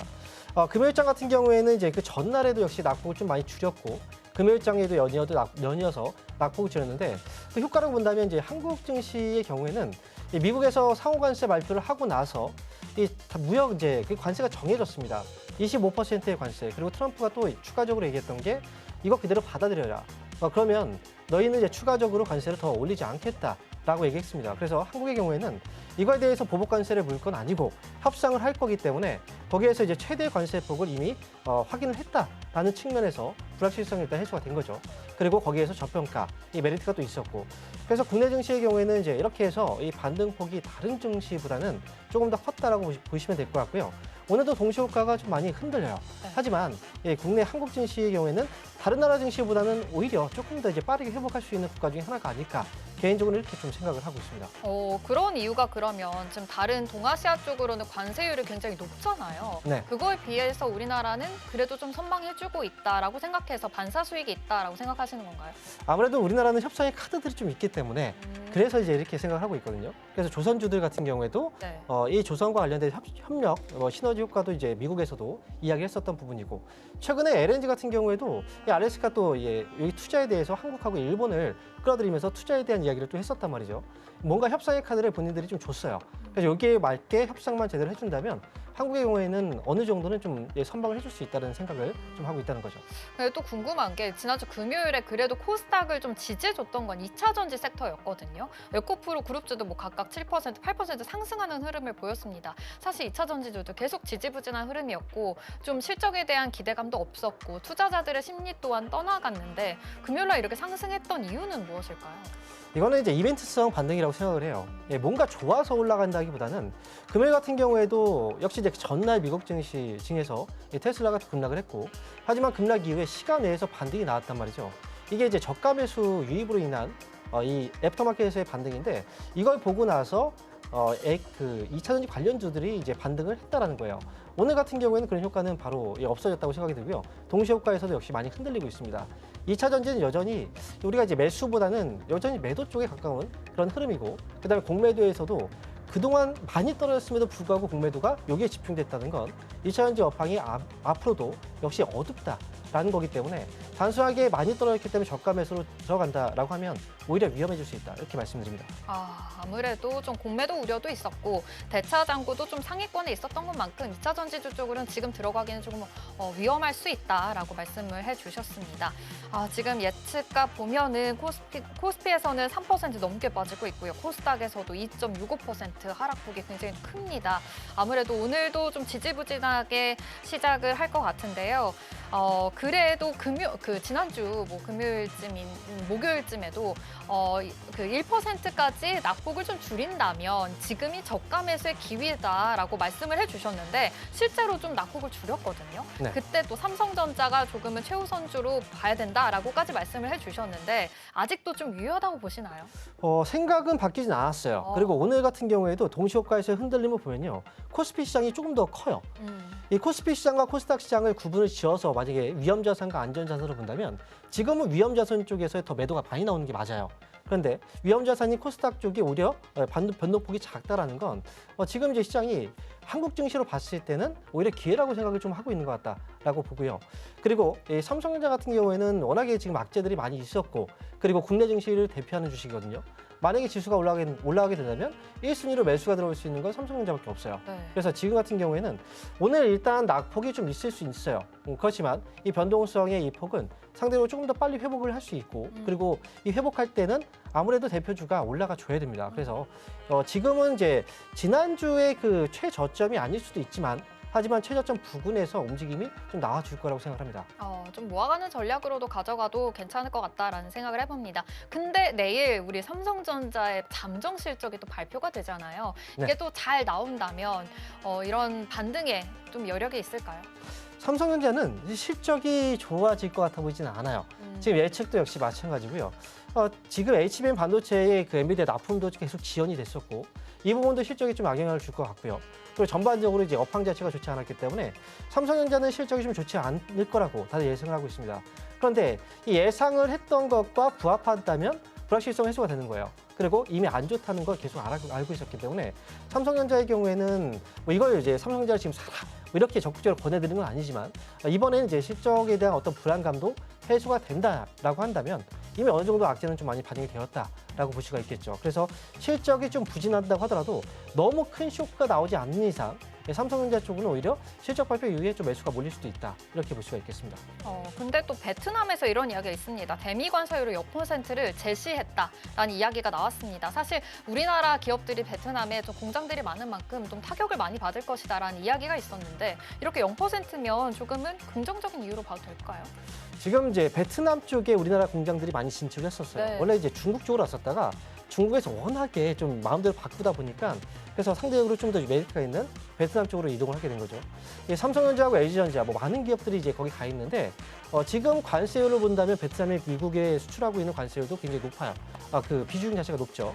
적자 비중이 높고, 그다음에 미국이 그걸 알고 있기 때문에 베트남 쪽에 관세를 많이 매긴 건데, 우리나라 이제 반면에 베트남 쪽에서 우리가 미국으로부터 이제 수입하는 거 관세를 없애겠다라고 얘기를 하는 건 한 번 이제 수그린 거죠. 그런데 그로 인해서 만약에 미국에서 협상을 하게 된다면 그러면 이제 관세율이 낮아지면 우리나라 기업들은 수혜를 입을 수는 있겠죠. 하지만 이제 여전히 아직 그 가능성은 아직은 없기 때문에 거기서 답변도 없었죠. 그래서 국내 기업 같은 경우에 삼성전자가 지금 베트남 쪽으로부터 해서 미국으로 수출하고 있는 그 비중 자체가 20% 정도가 돼요. 굉장히 많은 비중이거든요. 그렇기 때문에 그 중에서 이제 그 스마트폰 쪽의 비중이 굉장히 좀 큽니다. 네.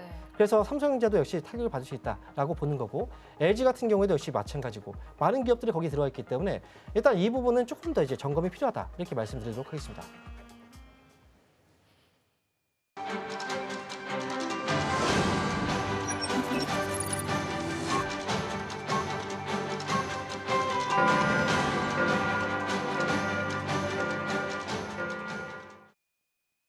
(4월 7일) 월요일 우리 시장 문 힘차게 열었습니다.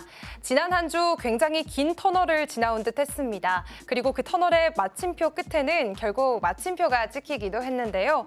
특히 금요일장의 변동성이 상당히 컸습니다. 오전 11시 탄핵 선고를 기점으로 해서 코스피와 코스닥이 장중 상승 전환하는 듯 했지만요.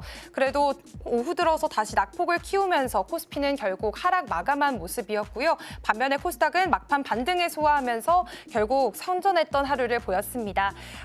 이번 주 굉장히 불확실성이 한층 그래도 거쳤다는 기대감이 커질 수도 있지만 오늘 국내장에서 어떤 흐름 보여줄지 이어서 살펴보도록 하겠습니다.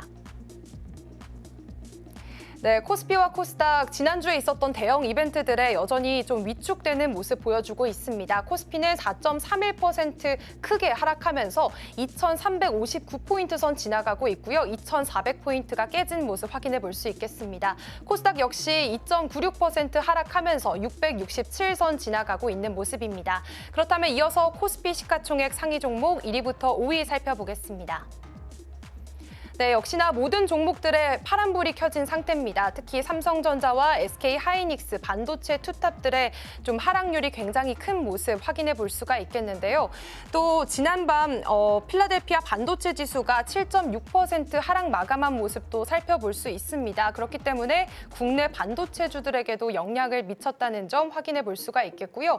삼성전자 현재 5.35% 하락하면서 53,100원 선 지나가고 있습니다. 또 현재 삼성전자를 제외한 글로벌 파운드리 업체들이 굉장히 분주한 모습을 보여주고 있습니다. 인텔과 TSMC가 합작회사를 설립을 논의 중이다라는 소식이 전해져 오기도 했고요. 최근 부진한 흐름을 조금 보여주고 있는 이 삼성전자의 대응에 좀 시장에 이목이 쏠리고 있는 상황입니다. 일각에서는 이런 위기 국면을 좀 돌파하기 위해서 어떤 돌파구가 필요하지 않을까 하는 우려 섞인 시선도 보내고 있는 중인데요. 또 내일은 삼성전자 1분기의 잠정 실적이 발표가 되는 날이죠. 전문가들은 일각에서 2분기부터는 메모리 반도체 가격이 오르게 되면 삼성전자의 실적이 조금 개선되지 않을까 하는 그런 전망도 내놓고 있는 상황입니다.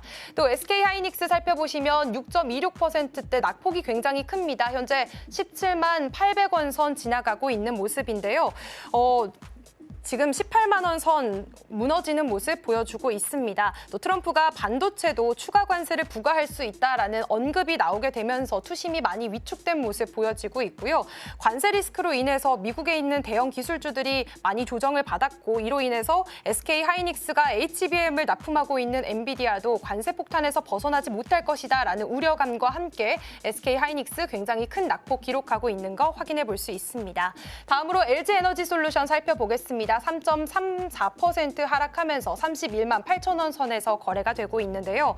2차 전지 쪽은 지난주에 좀 반등에 나서주는 모습도 보였습니다. LG에너지솔루션 지난주 금요일 장에서는 4% 상승세를 보여주기도 했었는데 오늘은 조금 쉬어가는 모습 보여지고 있습니다. 그래도 지난주 금요일 증권가에서는 조금 긍정적인 리포트가 나오기도 했습니다. 2차 전지 관세 타격을 받기는 하겠지만 그 영향은 제한적일 것이다라는 언급을 해주기도 했었고요. 또 3월 유럽차 판매량이 최고치가 전망된다라는 분석이 나오면서 2차 전지 관련 종목들 그동안 공매도 재개를 통해서 많이 빠졌던 부분들이 일부 회복하지 않을까라는 그런 흐름 속에서 지난주에는 반등을 보여줬습니다. 하지만 오늘은 3.34% 하락하면서 소폭 쉬어가고 있는 모습 확인해 보실 수가 있고요. 또 삼성 바이오로직스 확인해 보시면 5%대 역시나 낙폭이 굉장히 큰 모습입니다.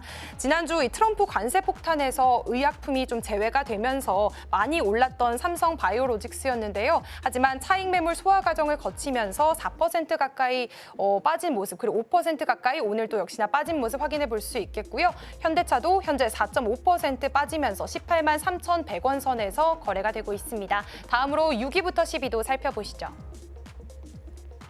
네, 역시나 나머지 6위부터 10위도 현재 하락불 들어와 있는 상황입니다. 삼성전자 우선주 4.19% 하락세 보이고 있고요. 셀트리온 4.54% 하락 흐름 이어가면서 16만 6천 원 선에서 거래가 되고 있습니다.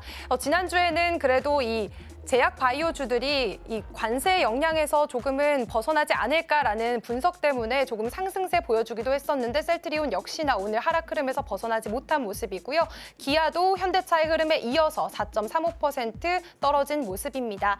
하나 에어로스페이스 2.56%대 낙폭 기록했고요. 사실 지난주까지만 해도 외국인 투자자들이 가장 많이 순매수했던 종목이 바로 방산주였죠. 하나 에어로스페이스 그 흐름에 발맞춰서 상승해주는 모습 보여줬지만 오늘은 조금 쉬어가는 모습 보여지고 있고요. 네이버도 역시나 3.49%대 낙폭 기록했습니다. 이어서 코스닥 시가총액 상위 종목 1위부터 5위 살펴보겠습니다. 네, 코스닥도 역시나 하락세 이어가고 있습니다. 알테오젠, HLB, 제약바이오주들 오늘 2%대, HLB는 그래도 소폭 하락했지만요. 알테오젠은 7%가량 굉장히 큰 낙폭 기록하면서 33만 7천 원 선에서 거래가 되고 있습니다. 또 에코프로 그룹주들 지난주 금요일장에서는 굉장히 빨간불 켜주면서 좋은 흐름 보여줬습니다. 지난주에는 8%에서 9% 가까이 급등하는 모습 보여주면서 선전했는데 오늘은 역시나 1.9%에서 2.6%가량 조금 차익 매물이 실현이 되면서 계속해서 하락 흐름 이어지고 있습니다. 레인보우 로보틱스 로봇주들도요 5% 떨어지면서 25만 2천 원 선에서 거래가 되고 있습니다. 이어서 6위부터 10위도 살펴보시죠. 네, 오늘 시가총액 상위 종목들 모두 파란불 켜주고 있습니다. 삼천당 제약 1.35% 하락하면서 18만 3천 원 선에서 거래가 되고 있고요. 그간 잘 달려와줬던 K뷰티 쪽이죠. 휴젤과 클래시스도 역시나 휴젤은 4%대 낙폭 기록했고 클래시스는 1.8%대 소폭 하락한 모습입니다. 코오롱 티슈진과 리가켄 바이오도 역시나 4%에서 5%대 하락 흐름 보여지고 있습니다. 이렇게 오늘 시장 흐름 살펴봤는데요. 앞으로도 계속해서 어떤 상황 보여줄지 이어서 살펴보도록 하겠습니다. 네, 4월 7일 월요일 지금 우리 시장 개장했습니다. 와, 지금 코스피 코스닥 양시장이 크게 빠지고 있습니다. 코스피에서는 4% 낙폭 그리고 있고요. 코스닥에서도 3.3% 낙폭 그리고 있는데요. 외국인과 기관 지금 양시장에서 모두 팔아내고 있고요. 선물 시장에서만 기관이 소폭 지금 사들이고 있는 모습입니다. 지금 니케이 또한 좋지 못한 흐름입니다. 5% 빠지면서 지금 지나고 있다는 점 포착해 보셔야 할 것 같은데요. 멘토니 오늘 시장 정말 좋지 못하네요. 네, 오늘 시장 전체적으로 좀 빠지고 출발했는데 네. 사실 이건 어쩔 수가 없는 것 같아요. 미국이 그렇게 많이 빠졌고 S&P가 6% 정도가 빠졌다면 한국 증시는 아침에 아무리 용을 쓴다고 해도 네. 빠져서 출발할 수밖에 없죠. 거기다 시가총액 상위 종목들부터 해서 모든 종목들이 지금 떨어져서 출발한 거라 당장 어떤 종목이 좀 수혜를 받을까? 물론 이제 올라가는 종목들도 있긴 하죠. 하지만 오늘 일단 매도는 오전에서의 매도는 다시 이제 피할 수가 없었던 불가피한 현상이었다라고 볼 수가 있고요. 다만 이제 매도의 규모가 어느 정도가 나오고 있는가? 외국인들의 매도가 지금 현재 코스피 시장에서는 2천억 정도가 매도가 빠지고 있고요. 그리고 이제 코스닥에서는 200억 정도, 선물 쪽에서도 이제 7천 계약 정도가 이제 매도가 나오고 있는 상황입니다. 그런데 이제 매도가 만약에 집중되고 있는 쪽은 어디에 집중이 되고 있는가? 2천억 중에서도 이제 1,000억 원 정도가 이 전기 전자업 중에서 집중이 되고 있다는 거죠. 네. 대부분 이제 IT 쪽에서 집중되고 있는 매도고요. 매도 규모 자체로 본다면 굉장히 이제 우리가 예상했던 것만큼의 어떤 큰 충격은 아니었다라고 생각이 들어요. 그래서 2천억 정도의 매도가 지금 계속해서 더 확대가 될 것인가, 아니면 매도가 앞으로 좀 줄어들 것인가, 이게 좀 중요할 것 같은데 선물 시장이라든지 현물 시장 모두 다 지금 빠져 있는 상태고요. 다만 옵션 쪽에서의 시장에서 흐름을 본다면 외국인들이 이제 국내 증시는 하락이 나온 뒤에 약간의 반등을 예측을 하고 있는 것 같아요. 그래서 지금 일단 시장의 분위기 전반적으로 본다면 수급 쪽에서 뭐 현물과 선물 쪽도 중요하지만 옵션 쪽에서의 포지션이 장중 흐름을 가장 좀 잘 대변해 줍니다. 일단 낙폭이 좀 컸고요. 여기서 반등을 어느 정도 예상하고 있는 그런 흐름이기 때문에 아침에 많이 흔들렸다고 해서 여기서 팔고 나서 네. 항상 우리가 팔고 나서 올라간다 이런 얘기 많이 하잖아요. 아침 시간대 9시부터 해서 이 초반 시간대는 매도의 시간은 아니고요. 좀 지켜보면서 반등이 어떻게 나와주느냐 이걸 점검하시는 게 좋고요. 그리고 반등이 나올 때 과연 어떤 쪽으로 반등이 나오겠느냐 이 부분도 역시 지금부터 관찰해보는 게 좋을 것 같습니다. 좀 옵션 쪽에서 그래도 좀 봐야 된다 이렇게 말씀해 주셨는데 이번 주가 또 옵션 만기일이잖아요. 이거에 대해서도 좀 변동성이 계속될 것 같은데 이거에 대한 전략은 또 어떻게 세워보면 좋을까요? 옵션 만기 같은 경우에는 이제 누적 포지션이 되게 중요하거든요. 이제 매달 그 두 번째 화요일 날 옵션 만기일이 또 예정되어 있기 때문에 그래서 지금 이제 우리나라 같은 경우에 그동안 누적되어 있는 포지션을 본다면 원래 상승이었는데 네. 바뀌어 버렸어요. 관세 정책이 발표되면서 하방 쪽으로 지금 잡혀 있긴 한데 이 하방 자체가 그렇게 큰 하방은 아닙니다. 왜냐하면 최근 낙폭이 이미 좀 많이 있었기 때문에 여기서 더 많이 빠진다라고 보진 않는 것 같아요. 일단은 뭐 이제 하방 쪽이긴 하지만 약간의 중립 포지션도 지금 겸해서 이 포지션을 잡아놨기 때문에 이번 옵션 만기일 날 갑작스럽게 급락이 나온다기보다는 지금의 이 하락폭을 어느 정도 좀 유지하면서 가지 않을까. 만약에 이제 반등이 나와도 크게 반등이 나오기는 좀 어렵고 그렇다고 해서 빠진다고 하더라도 큰 하락은 좀 어렵다 이렇게 보여지고 있습니다. 네. 그래도 지금 옵션 만기일로 좀 변동성이 있다는 거 한번 체크를 해봤고요. 그래도 이렇게 빠지고 있는 시장 속에서 그래도 상한가 지켜주고 있는 지금 종목이 있어서 먼저 여쭙겠습니다. ABL 바이오인데요. 지금 바이오 종목들은 아무래도 좀 개별적인 이슈로 인해서도 상승하는 모멘텀이 있기 때문에 이 종목도 오늘 그러한 것 같습니다. 지금 바이오 쪽으로는 담도함 환자 임상 시험에서 2, 3상 시험에서 뭐 1차 지표로 충족했다라는 이슈가 나와서 ABL 바이오가 지금 프리마켓에서도 상한가를 갖고 지금도 상한가를 찍고 있거든요. 바이오주는 역시나 좀 개별 이슈로 봐야 할까요? 그런데 이 바이오가 사실은 상호관세에서 좀 제외가 됐다라는 이슈도 있었잖아요. 의약품 쪽으로요. 네. 그래서 이쪽으로도 좀 투자 전략을 어떻게 세워보면 좋을까요? 사실 지금 미국이 난리가 났죠. 이번에 트럼프 관세 정책 발표하고 나서 지금 미국이 가장 큰 이제 피해를 받을 수 있다는 얘기들까지 나오고 있고요. 네. 미국 50개 주에서 이제 60만 명 이상이 이제 주말 동안 나와서 시위를 벌이고 있을 정도로 그만큼 이제 큰 이슈 몰이가 좀 됐습니다. 그런데 이제 제약바이오 같은 경우에는 이번에 관세에 있어서 바로 이제 적용을 시키지 않았고 그 이유는 만약에 이제 치료를 받아야 되는데 이 의약품 자체가 가격이 올라가 버리면 치료를 못 받고 죽는 환자들이 생길 수가 있어요. 그래서 직접적으로 이제 생명에 영향을 줄 수 있는 부분이기 때문에 아마 유예를 좀 시켜놓고 그다음에 차후에 아마 이 부분에 대해서 관세를 적용시킬 것 같긴 한데요. 그렇다고 해서 이제 뭐 제약바이오주들이 이번에 유예됐으니까 무조건 다 올라간다라고 생각하기는 어렵고요. 지금 ABL 바이오 같은 경우에는 4조 원대 정도의 기술 계약 체결이 가능하다 이런 이제 기대감 때문에 주가가 또 상승이 나왔던 거고. 항상 시장이 어려울 때 이 수급이 어느 쪽으로 이동을 해야 되는데 이걸 찾다 보면은 재료가 있는 쪽으로 수급이 많이 튀게 돼요. 그래서 지금 ABL 바이오도 그래서 오늘 뭐 상한가가 바로 이제 들어갔던 것도 그 부분일 것 같고요. 그리고 제약바이오주의 경우에는 그나마 이제 미국에서 트럼프 정책, 이제 관세 정책에 있어서 약간 유연성을 가질 수 있는 하나의 그 섹터이기 때문에 제약바이오 섹터가 이 부분에 있어서는 앞으로의 흐름은 좀 좋아지는 방향으로 가지는 않을까 이렇게 예상을 해볼 수 있습니다. 당장 크게 올라간다기보다는 관심을 분명히 좀 가져야 된다라는 거죠. 그래서 개별적으로 올라가고 있긴 하지만 전체적인 섹터에 대한 관심도 좀 필요하다 이렇게 말씀드립니다. 그래도 개별적인 좀 섹터의 관심까지도 이야기해 주셨습니다. 그리고 CDMO 시장에선 좀 주목을 받아야 된다고 하잖아요. CDMO 쪽으로도 유효하다고 보시나요? 전체적으로 봤을 때는 어느 업종 특히 뭐 특정 섹터, 뭐 특정 분야보다는 네. 전체적으로 제약바이오주의 특징이 그래요. 올라가는 애들이 이제 뭐 개별적으로 올라가긴 하겠지만 네. 항상 같이 올라가는 경우들이 좀 많이 있거든요. 그래서 어떤 특정 분야보다는 이거 나눌 필요는 없을 것 같아요. 우리가 예를 들어서 반도체 같은 경우에도 우리가 뭐 그 여러 가지 부분이 있잖아요. 뭐 네. 소재도 있고요. 그 다음에 또 이제 장비 중도 있고 부품도 있고. 근데 이거를 제약바이오주 IT 쪽에서도 반도체를 갈 때 이거 나눠서 가기보다는 이번에도 올라간다면 같이 올라갈 것 같고 결국 이제 많이 빠졌고 올라갈 때는 흐름을 좀 같이 타거든요. 그래서 CDMO 쪽도 중요하지만 전반적으로 봤을 때는 제약 바이오 업황 전체적으로 고루고루 좀 봐야 된다 이렇게 말씀드립니다. 네, 이렇게 의약품 쪽으로는 지금 뭐 관세에 대해서 살짝 지금 면제가 되어 있는 상황이지만 관세 폭탄인 지금 업종들이 굉장히 많습니다. 일단 이 중국이 또 트럼프가 그 고유 관세를 다시 보복 관세를 또 했단 말이에요. 그래서 중국과의 이슈도 지금은 봐야 될 것 같은데 이 와중에 히토류 부분에서는 지금 54% 관세뿐만이 아니라 수출을 통제하겠다라는 이야기까지 나오고 있는 상황입니다. 이거에 관련해서 우리나라가 반사 수혜를 또 받을 수 있을까요? 저희가 지난 목요일 날 한번 장중에 한번 짚어드렸던 게 바로 네. 히토류 부분이었죠. 지금 장중에 올라오고 있었던 이제 히토류 관련주들, 유니온이라든지 네. 유니온 머티리얼 이런 종목들이 이제 히토류 관련주였고 오늘도 지금 역시 올라오고 있거든요. 그런데 미국하고 중국이 과연 이제 과거 트럼프 1기 때도 이 무역 전쟁을 벌일 때 히토류 쪽을 이제 중국이 무기로 내세웠었어요. 그렇기 때문에 이번에도 역시 무기로 내세울 수밖에 없는 상황입니다. 왜냐하면 전 세계에서 히토류의 생산량이 60%가 중국이기 때문에 중국은 이 히토류가 이 전체의 어떤 그 중요한 데에 다 쓰이거든요. 그래서 이 부분 때문에 이제 이번에도 히토류를 무기로 삼았던 거고요. 히토류로 지금 전쟁을 또 서막을 또 알렸다라는 건 결국은 이제 미국하고 중국이 계속 부딪힌다라는 의미고 이 가운데서 한국이 수혜를 볼 수 있느냐? 히토류 관련주들은 당연히 지금 테마가 되겠죠.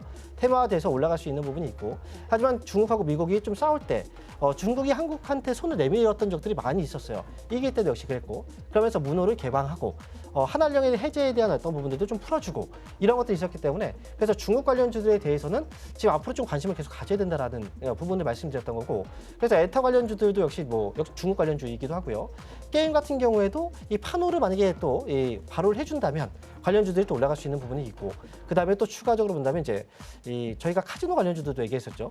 GKEL, 파라다이스, 외국인 전용 카지노들 이런 종목들도 역시 또 수혜가 될 수 있고 그 다음에 또 더 나아가서 본다면 중국하고 미국하고 전쟁을 벌이면서 중국은 경제를 회복시켜야 되기 때문에 내수 부양책을 쓸 거고 그렇게 된다면 유통주들도 역시 같은 이제 바운더리 안에 포함이 될 수 있다 이렇게 볼 수가 있겠습니다. 네, 이렇게 힘든 시장 속에서도 그래도 우리는 좀 상승하는 모멘텀을 찾아가야 될 텐데요. 미중 무역 전쟁에 있어서 조금 더 수혜를 받을 수 있는 기업들 좀 말씀을 해주셨습니다. 히토류도 아무래도 좀 필수 원자재인 만큼 우리나라의 기업들에게도 좀 수혜가 있을 수 있다라는 점까지 체크해 보시면 좋을 것 같네요. 오늘도 월요일입니다, 멘토님. 이제 이번 주 시장을 좀 전략을 잘 세워봐야 될 것 같은데요. 이번 주 좀 체크 포인트를 말씀해 주신다면요. 제가 지금까지 주식을 하면서요 항상 느꼈던 게 정말 많이 빠졌을 때 네. 악재가 정말 많이 있을 때 있죠. 그때 빠진 상태에서 악재가 더 나오면 너무 불안해요. 항상 그럴 때가 시장에서의 저점이 가까워졌을 때 보통 이런 신호들이 줬었고요. 하지만 그때는 이제 지나고 나서야 알죠. 저 때가 진짜 기회였구나. 그리고 항상 이제 주가가 너무 많이 올라갔을 때 희망적인 뉴스들이 계속 나와요. 많이 올라갔는데도 불구하고 그럴 때가 항상 고점이었구나. 나중에 지나고 나서 이런 느낌이 들거든요. 그래서 지금 이 시장이 앞으로 얼마 정도 지나고 나서 본다면 이 시장이 어떤 시장인지 알게 되겠죠.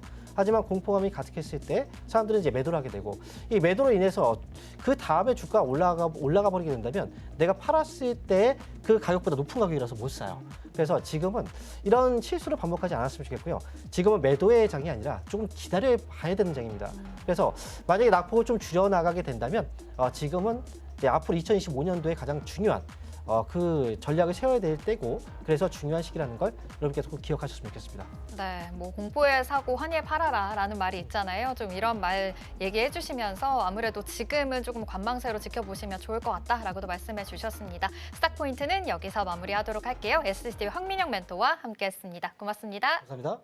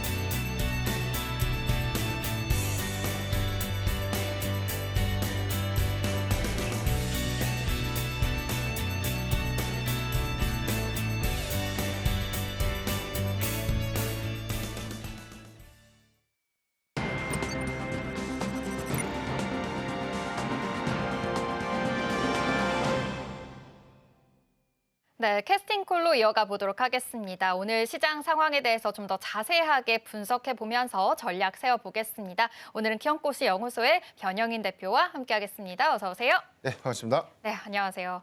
자, 오늘 월요일입니다. 오늘 시장 참 좋지 못하게 흘러가면서 아무래도 좀 웃지 못하면서 시작을 하고 있는 것 같은데요. 코스피에서는 4% 지금 하락하면서 2,400포인트가 깨졌습니다. 2,354포인트 지나가고 있고요. 코스닥도 3.54% 하락하면서 지금 지나고 있는데 지금 상황이 굉장히 또 좋지 못하고 있는 상황이고 지금 속보가 나왔습니다. 올해 첫 매도 사이드카가 발동했다는 속보까지 나오고 있는 상황입니다. 정말 그야말로 패닉셀이 아니나라는 생각이 드는데요. 대표님 지금 상황 어떻게 보고 계신가요? 네, 우선 단기간 낙폭이 좀 확대했던 부분은 뭐 지난주 금요일에 확인됐던 이 미국 증시의 급락과 가장 크게 좀 직결되지 않았나라고 볼 수 있겠고 지난 금요일에 이 코스피 야간 선물 지수가 3.5% 정도 하락 마감을 좀 했습니다. 그래서 오늘 시초에 어느 정도 영향을 좀 예상을 했는데 그러니까 오늘 단기적 투매가 지금 시가총액 상위 종목들에서에 대한 시초 낙폭을 좀 더 확대했던 부분들, 특히나 코스피의 경우에는 지금 기술적 분석상 RSI 지표죠. 과매도권에 좀 진입을 하게 되면서 오늘 현재 4.6% 정도 하락한 후에 지금 이 사이드카 좀 발동을 한 상태고요. 지금 네. 코스닥의 경우는 3.6%. 지금 이 과매도권에 대한 진입 초기, 지난주 2일 거리라서 한 3월 30일 경에는 코스닥의 단기 낙폭들이 좀 컸는데 오늘의 경우에는 그래도 일부 정치 테마주에 관련된 상승세가 일단 뭐 과매도권 진입 어떤 직전에서 수급을 좀 조절하고 있는 그런 모습으로 좀 이어지지 않았나라고 볼 수 있겠지만 대체적으로 대형주 중심의 투매가 좀 더 이어지는 부분들은 아시는 것처럼 이 관세 리스크가 좀 현실화가 됐고 이에 따라서 인플레이션 공포가 현실화됐던 부분들이 대체적으로 또 시장에 투매를 좀 유발시키는 원인이 좀 되지 않았나라고 볼 수가 있겠습니다.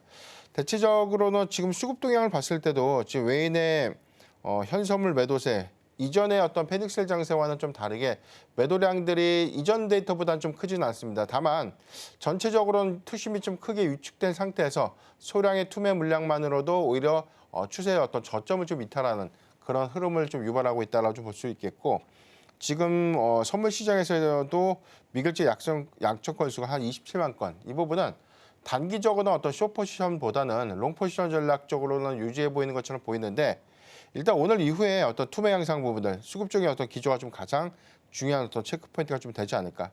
역시나 우리 증시의 영향뿐만이 아니라 니케이 지수도 현재 동시에 좀 급락하고 있는 흐름들 좀 감안해 봤을 때 글로벌 기조가 어떤 이 증시의 어떤 단기적인 어떤 불확실성들을 현실화하면서 투매가 지속되고 있다 정도로만 좀 해석해 볼 수 있겠습니다.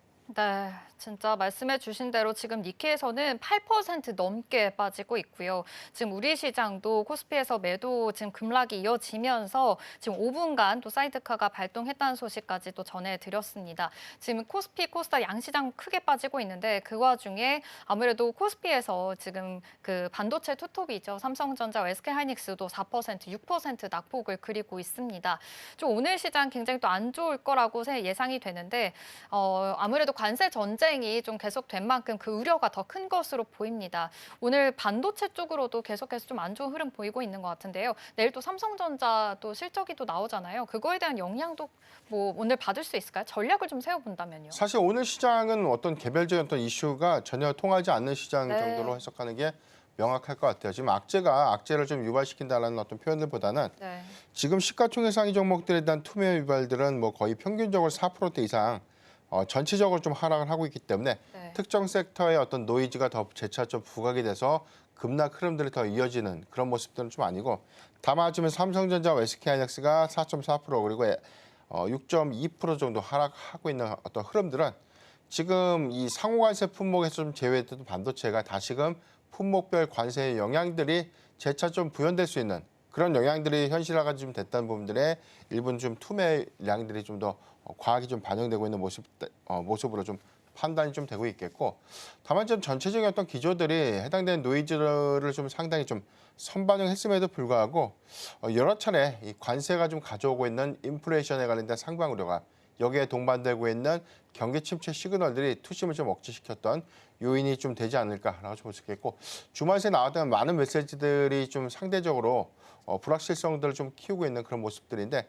첫 번째가 중국의 보복 관세에 관련된 규모가 대폭 좀 상향될 수 있기 때문에 그 이전까지만 하더라도 약간 형식적인 어떤 대응요건들로 해서 미국의 실질적인 어떤 관세, 보복 관세에 관련 영향들은 다소 좀 제한적이다라고 좀 볼 수가 있었겠지만 이제부터는 다소 좀 타격이 좀 예상될 수 있고 미국의 상당한 수입 물가에 좀 영향을 줄 수 있는 그런 품목들에 대한 이 보복 관세율들이 대폭 좀 상향될 수 있는 부분들 그리고 이 부분은 중국만 그런 것이 아니라 유럽도 현실화가 좀 됐던 그런 관점에서 우리가 좀 해석을 해봐야 될 것 같고요. 그리고 파월 의장이 인플레이션에 관련된 전망들, 특히나 관세로 인해서 조금 더 인플레이션에 관련된 우려가 장기화가 좀 될 수 있다. 이 발언은 매파적으로 좀 해석을 할 수가 있겠습니다. 경기 침체 시그널을 일부 좀 반영했기 때문에 올해 6월의 경우에는 기준금리가 0.25포인트 인하가 좀 될 수 있다는 확률이 상당히 좀 높아졌던 그런 흐름들이 상당히 좀 반감이 됐고 지금 공교롭게도 금 가격이 하락 전환을 좀 했어요. 네. 통상적으로 인플레이션에 관련된 공포감이나 이런 심리들이 좀 더 재차축 유발이 되면 위험자산에서 안전자산으로 이 선호 심리가 좀 더 증가되는 그런 부분들 때문에 금값이 상승한다든가 달러와 강세 기조가 좀 유지될 수 있는 그런 부분들에 관련된 효과가 좀 나타내줘야 되는데 이 부분을 종합적으로 어떤 시장의 어떤 방향성을 좀 잡지 못할 정도로 환율도 지금 방향을 못 잡고 있고 그리고 금 가격도 상승이 아닌 하락 전환을 했다는 점. 전체적으로 지금 엔화에 관련된 어떤 연동도 지금 불확실성이 크게 좀 내포되고 있기 때문에 니케이 지수의 하락폭들은 국내 증시에 비해서 좀 더 과도하게 표현되고 있는 흐름들이 좀 되지 않나라고 좀 해석을 해볼 수 있겠습니다. 네, 또 말씀해 주신 대로 사실은 이렇게 위험 자산이 흔들릴 때 안전 자산으로 좀 수급이 쏠리기 마련인데 지금 금값도 떨어지고 있고 환율도 좀 흔들리고 있는 상황입니다. 뭐 경기 침체까지 계속 우려되는 상황이기 때문에 더 악재가 지금 계속되고 있다라는 점으로 파악해 보면 될 것 같은데요. 진짜 말씀해 주신 대로 우리나라 환율도 보면은 지금 2년 5개월 만에 최대폭으로 좀 하락을 했다고 하거든요. 좀 이에 대해서 우리 시장에 좀 영향이 또 있을까요?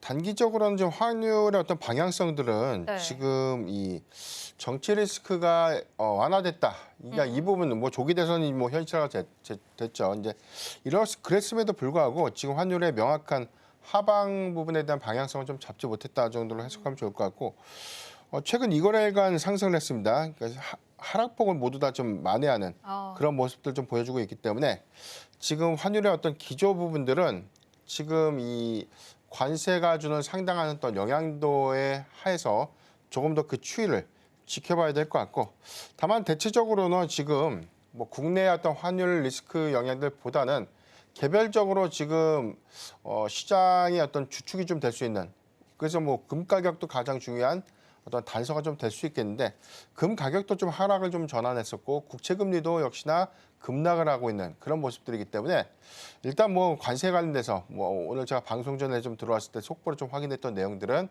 지금 아시아권에 대해서 관세에 관련된 어떤 논의를 시작할 수 있다라는 어떤 이야기가 좀 나와 있기 때문에 이 부분이 다소 좀 장기화되기보다는 초기 관세 부과가 상호 협력 내지는 뭐 관세 관련된 협정을 통해서 상당히 좀 완화될 수 있는 부분들 좀 감안을 했을 때 오늘 어떤 과도한 어떤 공포 심리에 동조될 필요는 좀 없겠다라고 좀 표현드리도록 하겠습니다. 네, 아무래도 좀 계속해서 오늘은 지금 뭐 다 하락하는 추세이기 때문에 뭐를 또 이렇게 좀 직접적으로 또 여쭤보기가 좀 애매한 상황이기도 한데요. 지금 환율에 대해서 한번 체크를 해봤고요. 이 와중에 조금은 그래도 우리가 좀 상승하는 모멘텀들을 계속해서 좀 지켜봐야 될 것 같은데 이 미국이 방위비 분담으로 인해서 상호 관세 협상 카드로 좀 방산 쪽을 사용할 수도 있다라는 이야기가 나오고 있습니다. 그래도 3일이랑 4일 정도에는 뭐 연속적으로 순매수하는 흐름까지도 밝혀지기도 했었거든요. 하나 에어로스페이스가 또 상단에 계속해서 자리를 잡았었는데 오히려 이렇게 떨어지는 시장에서 조금은 저가 매수 기회로 봐도 괜찮을까요? 오늘은 저는 이렇게 생각합니다. 전체적으로 시장이 영향을 좀 받을 때 상대적으로 좀 많이 빠졌던 종목들. 그래서 네.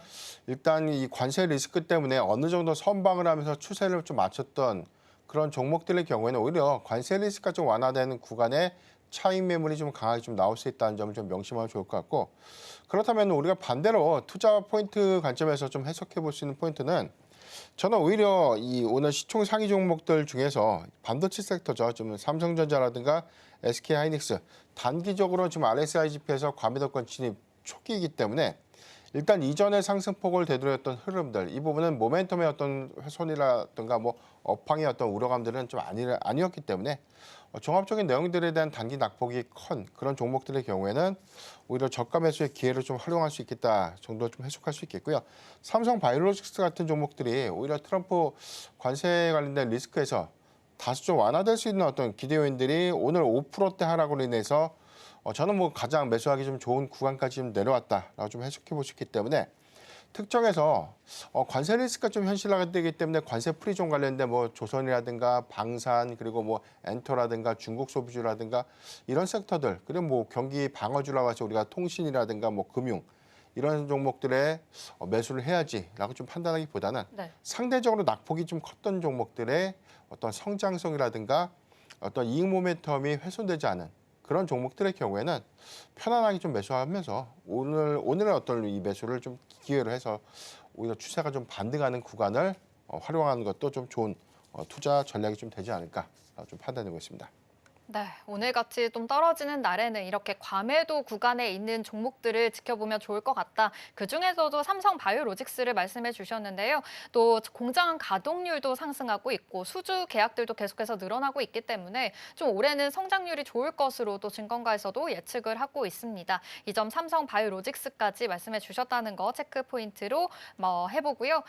지금 이 시각 외국인들의 순매수, 순매도 현황도 체크해 보도록 하겠습니다. 네, 외국인 순매수 먼저 탑5입니다. 외국인에서는 먼저 크래프톤, 또 지금 경기 방어주와 또 중국 관련해서도 좀 수혜수가 계속해서 부각이 되고 있죠. 크래프톤이 1위로 올라와 있고요. 2위가 삼양식품입니다. 지난주 금요일에도 삼양식품이 순매수단에 지금 자리를 했었는데 오늘도 2위에 자리하고 있네요. 또 3위로 부산 에너빌리티입니다. 원전에 대한 이야기, 또 LNG 가스선 관련해서도 계속해서 좀 수혜를 받고 있는 만큼 이거에 대한 이슈 소식으로 지금 순매수 상위단 에 올라와 있다 확인해 보시고요. 4위는 에코프로입니다. 지난주 금요일에 좀 2차 전지주들이 좀 매수세가 들어오면서 8% 강한 흐름을 보여줬었는데요. 오늘도 순매수하면서 같이 올라오고 있고요. 네이버에서도 오늘 지금 5위 자리하고 있습니다. 좀 미국 관세 정책으로 인해서 좀 반사이익에 대한 가능성까지 제기가 되고 있습니다. 네이버도 5위까지 자리하고 있습니다. 기관에서는 SK하이닉스입니다. 아무래도 지금 오늘 저가 매수세가 좀 들어오고 있는 것으로 보이는데요. SK하이닉스 같은 경우에는 지금 6% 낙폭을 좀 그리고 있습니다. 이럴 때일수록 좀 저가 매수세가 기관에서는 좀 들어온 게 아닌가라는 이야기로 포착을 해보고요. 2위가 LG에너지솔루션, 3위가 삼성바이오로직스입니다. 지금 대표님께서도 말씀해 주셨듯이 지금 삼성바이오로직스에서도 지금은 과매도 구간이지 않나라는 평가까지 나오고 있는 상황이니까요. 3위에 지금 자리했다라는 점 포착해 보시고요. 4위는 포스코홀딩스, 5위 HD 현대중공업입니다. 방산 조선 쪽으로도 그래도 지금은 매수세가 기관에서는 들어오고 있다라는 점까지 파악해 보시면 될 것 같습니다. 그럼 매도도 살펴보겠습니다. 네, 이어서 그러면 이제 자세하게 또 이야기 나눠볼 텐데요. 지금 대표님께서 크래프톤, 뭐 게임주라든지, 뭐 지금 경기 방어주, 뭐 중국과의 지금 이슈 상의에서 같이 이야기할 수 있는 종목들을 봐야 된다라고 말씀을 해주셨는데 지금 외국인 순매수 1위 크래프톤 자리하고 있습니다. 크래프톤 어떻게 좀 대응 전략 세워보면 좋을까요? 네, 일단 신작 출시에 관련된 기대 요인들이 일부 노이즈가 좀 발생이 되면서 일단 뭐 상승폭을 좀 되돌린 이후에 인조의 초기 흥행 성과의 어떤 기대감 때문에 재차 수급이 좀 반영되는 모습들을 좀 보여주고 있는데 이전 2월 11일이었죠. 39만 원의 신고가 경신을 앞두고 있지 못했지만 대체적으로 1분기 실적 추정치가 좀 상향되고 있는 점, 특히나 지난 4분기에 배틀그라운드에 관된 일단 실적의 정책 우려감들이 1분기의 트래픽 초과 부분이라든가 지난 코로나19 이후에 동시 접속자 수가 좀 증가됐던 요인들, 그래서 견조한 배틀그라운드의 IP가 실적 기여로 좀 이어질 수 있는 긍정적인 기대 요인들을 좀 주목을 해봐야 될 것 같고요. 3월 27일이었죠. 얼리 억세스를 좀 시작했던 인조의 어떤 초기 흥행들 이 부분은 초기 단가가 좀 공개된 이후에 본격적인 어떤 출시가 올해 좀 실적이었던 영향으로 좀 이어질 수 있는데 증권사 전망이 초기 판매량 한 100만 장 정도로 좀 더 추산을 했기 때문에 이 부분이 2분기 그리고 3분기까지 이어지는 실적 기여 효과로 나타내주지 않을까라고 좀 전망돼 보고 있습니다.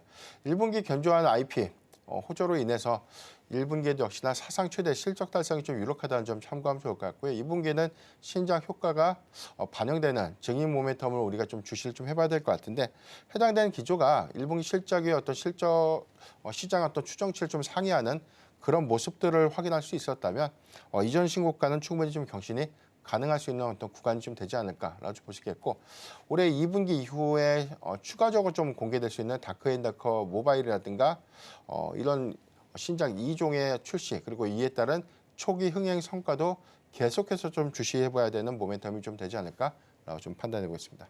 네, 크래프톤이 아무래도 좀 관세 무풍지대가 될 것이다라는 관측도 적지 않게 나오고 있고 지금 구독료와 인앱 결제쯤 무형 서비스에 지금은 수익원이 또 되고 있기 때문에 실적에 대한 기대감까지 있는 상황입니다. 또 긍정적으로 좀 바라볼 수 있다는 점도 지금 증권가에서는 이야기가 나오고 있으니까 이 점도 참고해 보시면 좋을 것 같습니다. 다음으로는 두산 에너빌리티도 한번 체크를 해보겠습니다. 지금 관련해서 지금 전 정부가 뭐 에너지 정책이었기 때문에 좀 차기 정부에서는 원전에 안 좋을 수도 있다 뭐 이런 얘기가 나오고 있는 상황이긴 하거든요. 그래도 좀 전기 전력이 지금 전 세계적으로 좀 부족한 상황이잖아요. 그래서 원전에 대한 필요성은 계속해서 야기되고 있는 상황입니다. 두산 에너빌리티 좀 대응 전략을 세워본다면 어떻게 세우면 좋을까요? 네, 일단 뭐 정부의 어떤 정치 리스크가 뭐 원전 산업을 좀 쇠퇴시킬 수 있다 이런 영향들은 좀 다소 과대하게 해석을 했다라고 보시겠고 전체적으로 오늘의 급락도 시장 영향이 좀 가장 크다라고 볼 수가 있겠습니다. 뭐 정치적 어떤 리스크 때문에 체코 원전이 불발된다든가 종합적으로 좀 제11차 전기분도 대체적으로 크게 좀 수정되거나 뭐 처리될 수 있는 가능성 이런 부분들에 관련된 판단은 다소 좀 과하게 어떤 해석을 좀 한 것이다라고 보시겠고 지금 이 체코 원전 수주가 3월 말 그리고 4월 초 정도로 좀 예정이 좀 되어 있었는데 이 부분이 아직까지 좀 확정되지 못하고 조금 더 지연될 수 있다라는 어떤 리스크 요인들 이런 부분들이 재차 수급을 좀 위축시켰던 그런 배경으로 좀 판단을 해보겠고 전체적인 어떤 기조를 봤을 때 이번에 체코 원전 수주는 시점이 어떤 문제긴 하지만 4월 안에는 확정되지 않을까라고 좀 조심스럽게 판단을 해보겠습니다. 11차 전기번의 경우에도 야당이 어떤 이 협조 안에서에 대한 어떤 국회 통과가 좀 있었기 때문에 이전에 어떤 계획했던 전기본 규모보다는 대폭 좀 하향 수정은 좀 됐지만 국내 대형 원전 2기와 소형 모듈 원전 1기가 착공되는 그런 중장기 계획들이 가시성 있는 어떤 수주 성과로 좀 이어질 수 있는 부분들을 좀 감안해 보면 두산 에너빌리티에 대한 향후 어떤 전망들은 좀 긍정적이다라고 좀 볼 수 있겠고 미국의 경우에도 데이터 센터에 투자를 하고 있는 그런 빅테크 기업들이 소형 모듈 원전 개발사들에 대한 지분을 재차 좀 확대하고 있는 그런 부분을 감안했을 때 내년부터 가시성 있는 시작이 예상되고 있는 SMR 프로젝트의 가장 큰 수혜주가 두산 에너빌리티가 좀 될 수 있다는 점도 참고하면 좋을 것 같습니다. 네, SMR 프로젝트까지 조금은 수혜주로 받을 수 있다라고 말씀을 해주셨습니다. 그래도 두산 에너빌리티는 조금 더 긍정적인 해석이 됐다는 점 참고해 보시면 좋을 것 같습니다. 그럼 오늘의 테마 탑3 살펴보도록 하겠습니다. 네, 먼저 테마 탑3 첫 번째는 반도체입니다. 지금 반도체가 이 상호 관세에서 지금 미적용이 된 상황입니다. 뭐 트럼프 대통령이 반도체를 상호 관세에 적용할 수도 있다라는 이야기가 나오고 있긴 하지만 지금은 이렇게 지금 미적용이 된 만큼 조금 더 실적에 대한 가시화가 조금 더 상승 모멘텀이 있다라는 점 확인해 보시면 좋을 것 같고요. 또 레거시 반도체도 가격 상승에 대한 기대까지 있는 상황이니까 이 점 체크를 해보겠습니다. 두 번째 테마 살펴보겠습니다. 네, 두 번째는 정치 정책입니다. 지금 오늘 이렇게 하락하는 장에도 불구하고 지금 빨간불을 켜주고 있는 지금 종목들을 보면 아무래도 이제 차기 대선 관련해서 이제 정치 정책 관련된 종목들은 지금 빨간불을 켜주고 있습니다. 좀 이 점도 함께 살펴보도록 하고요. 세 번째 테마 살펴보겠습니다. 세 번째 테마는 히토류입니다. 지금 중국이 이 트럼프발 고율 관세에 맞대응으로 해서 히토류를 이제 뭐 수출을 제한하겠다라는 이야기가 계속해서 나오고 있는 상황입니다. 수출을 제한하게 되면 우리나라한테는 좀 수혜를 받을 가능성까지 거론되고 있는 상황입니다. 관련해서 히토류 관련 섹터 기업들은 지금은 상승 모멘텀까지 있는 상황이니까요. 이 점도 한번 체크를 해보겠습니다. 대표님, 그럼 반도체부터 한번 살펴볼까요? 네. 네, 반도체 보면 지금 뭐 상호관세 미적용이다 이런 이야기가 있는데 관세를 적용할 수도 있다 이런 이야기도 나오고 있는 상황이거든요. 어떻게 해석을 해보면 될까요? 지난주에 발표됐던 상관세 리스트에는 일단 뭐 반도체가 좀 빠졌기 때문에 이게 네. 수급적으로 좀 안도할 수 있는 부분이었는데 당시에 그래도 주가가 좀 반응을 하지 못했어요. 그런데 주말에 좀 나왔던 얘기들은 반도체에 대해서 상관세 적용은 하지 않았지만 이제 품목별 관세로 해서 해당되는 어떤 세율을 검토하고 있다. 그러니까 이게 그 폭이 10%가 좀 될 것인지 아니면 20%가 좀 될 것인지 그 이상이 될 것인지에 관련된 검토가 중요한 단서가 좀 될 것 같고 이 부분이 현실화됐던 부분들은 전체적으로 반도체 섹터의 어떤 산업 위축 내지는 이익 훼손 우려감으로 일부가 좀 작용하지 않았나라고 볼 수가 있겠습니다. 고객사의 경우에는 이 반도체의 어떤 이 재고량들이 관세 인상분과 맞물린 어떤 가격 상승 효과들이 현실화가 좀 된다면 오히려 고객사들에 대한 재고 비축률들이 좀 낮아질 수 있는 부분들이 단기간에 어떤 타이트한 어떤 재고 비축들 그러면 이 분기별로 봤을 때 한 1개월에서 2개월 정도 가격 상승 요건들을 좀 논의를 하더라도 재고량들이 일시적으로 좀 증가될 수 있는 그런 부담이 좀 될 수가 있기 때문에 우리가 시장에 좀 예상됐던 올해 1분기 고객사의 재고가 좀 빠르게 소진되고 있는 그런 이슈들이 다소 좀 더 지연될 수 있다는 우려감으로 일부 좀 작용하지 않을까라고 좀 볼 수가 있겠습니다. 최근에 어떤 나왔던 데이터들은 다만 이런 어떤 종합적인 어떤 관세 리스크들이 현실화가 됐던 측면들은 일단 가격 상승 요인을 좀 논의를 하더라도 대체적으로 저는 뭐 중장기 영향을 좀 제한적으로 좀 보고 있는 것들이 판가를 좀 전이할 수 있는 부분들이 좀 용이하다는 점 그리고 지금 최대 수요가 좀 많은 고대역 반도체의 경우에는 오히려 가격 상승 기조와 좀 맞물리면서 관세가 좀 반영된다고 하더라도 그 수요가 쇠퇴되기보다는 유지될 수 있는 가능성들이 재차 좀 높아진 점을 좀 감안했을 때 최근에 SK하이닉스의 과도한 하락들은 이게 뭐 관세 리스크가 좀 현실화가 좀 되는 부분들과는 좀 다소 이제 결이 좀 맞지 않다라고 좀 해석이 되고 있고요. 최근에 뭐 우리가 1분기 데이터에서도 확인했던 뭐 중국의 이구환신 정책 효과 1월과 2월에 뭐 통상적인 한 자릿수 성장률이 두 자릿수에 대한 성장률을 확인할 수 있었던 부분들, 특히나 세트 수요가 좀 빠르게 회복되고 있는 부분들은 고객사의 재고 소진이 뭐 1분기 말 내지는 2분기 초까지 빠르게 소진될 것이다라고 좀 판단되고 있고 이 부분은 4월달 마이크론을 좀 필두로 해서 가격 상승 효과가 좀 기인된 이익이 오히려 좀 반영되고 있는 긍정적인 기대 요인들이 좀 될 수 있기 때문에 지금 뭐 디램의 현물 가격도 1개월 새에 뭐 13.3% 정도 증가됐다는 데이터가 좀 나와 있죠. 이 부분은 3에서 한 9개월 정도 좀 선행하고 있는 반도체 어떤 가격 상승 요인들을 좀 감안했을 때 3분기 그리고 4분기까지 고정비 가격들은 올라갈 수 있는 점을 좀 감안을 해야 되지 않을까. 그렇다면 우리가 유추 해석했을 때 1분기까지는 실적의 저점으로 보는 게 맞을 것 같고요.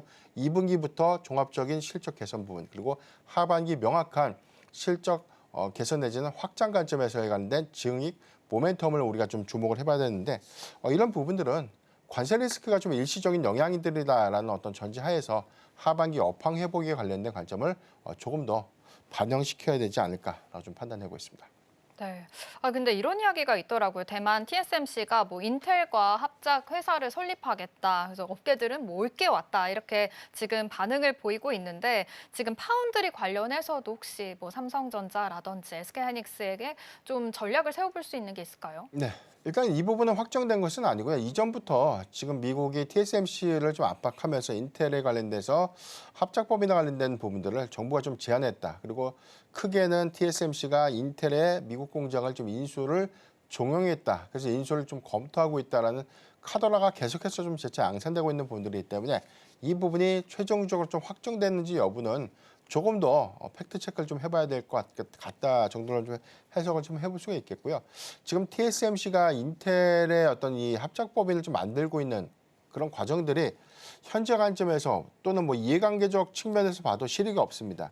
그러니까 여기서 지금 인텔의 어떤 미국 공장을 좀 인수하는 것은 당장의 어떤 고정비 부담을 좀 감안했을 때 그게 좋은 선택지가 좀 될 수 없는 그런 부분들이었고, 합작법인의 어떤 설립 요건들을 좀 감안해 보면 TSMC의 경우에는 오히려 인텔의 기술 유출과 관련된 우려 사항들이 좀 있을 수 있기 때문에 과연 그 부분이 좀 성사될까라는 회의적 시각들이 현재는 조금 더 크다는 점을 좀 감안을 해봤을 때, 일단 이 부분에 관련된 노이즈가 SK하이닉스와 삼성전자에 좀 미치는 영향은 단기적으로 좀 제한적이다라고 볼 수 있겠고, 이 부분은 이전에 재차에 좀 양산됐던 노이즈의 일부 정도로만 좀 해석을 하면 좋지 않을까라고 좀 판단하고 있습니다. 큰 노이즈가 뭐 직접적으로 지금 당장 올 거는 좀 힘들 것 같다라고도 말씀을 해주셨습니다. 그럼 다음 테마 넘어가 보도록 하겠습니다. 바로 정치 정책 테마인데요. 지금 속보가 나왔습니다. 대선이 6월 3일로 잠정 결정이 됐다라고 이야기가 나왔습니다. 이제 내일 국무회의에서 확정이 될 예정인데요.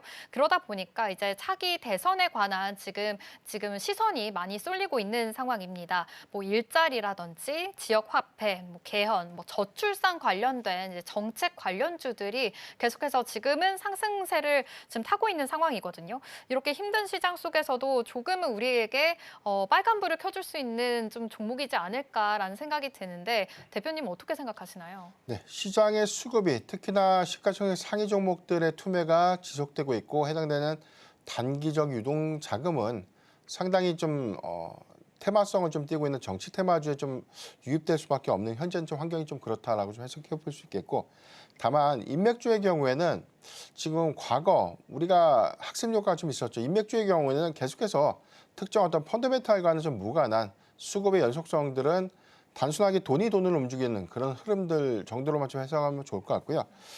조금의 어떤 연속성이라든가 향후의 어떤 인맥주의 어떤 수급 변동성들을 우리가 좀 회의적으로 좀 본다면 저는 오히려 정책주가 조금은 좀 대안이 좀 되지 않을까. 그래서 향후에 일자리 관련된 어떤 논의라든가 뭐 저출산 관련, 그리고 여기 관련된 산업 육성 관련된 어떤 추가적인 어떤 정책들이 논의가 되는 그런 구간에서 관련 종목들에 대한 어떤 단기적인 수급은 트레이딩 관점에서 좀 우리가 주목해 볼 필요가 있겠는데, 일단 한 2달 정도가 좀 채 남지 않은 대선 일정들이 좀 확정이 좀 됐다라는 어떤 내용들이 재차 좀 양산되고 있지만, 이런 부분들을 보면 단기적으로 인맥주의 어떤 수급 동향들보다는 향후에 어떤 대선 토론회를 통해서 우리가 나올 수 있는 뭐 정책 관련 수혜 종목들, 특히나 최근에 뭐 AI 관련된 어떤 산업 육성이라든가 이런 부분들에 관련된 어떤 국가적 정책 기조들을 좀 감안해 보면 AI 모멘텀들도 단기적으로 우리가 좀 주목해 볼 수 있는 포인트, 로봇도 마찬가지가 좀 되겠고요. 4차 산업에 관련된 내용들도 재차 관심 있게 좀 보는 것도 좋지 않을까 좀 보여드리겠습니다. 네, 그래도 우리 수익이 지금 모두 뭐 파란불일 때 조금은 빨간불을 켜줄 수 있는 종목이니까 조금은 관심 있게 지켜보셔도 좋을 것 같습니다. 지금 시장이 코스피가 낙폭을 좀 더 키웠습니다. 5% 하락을 하고 있고요. 코스닥도 4% 낙폭을 더 키우고 있습니다.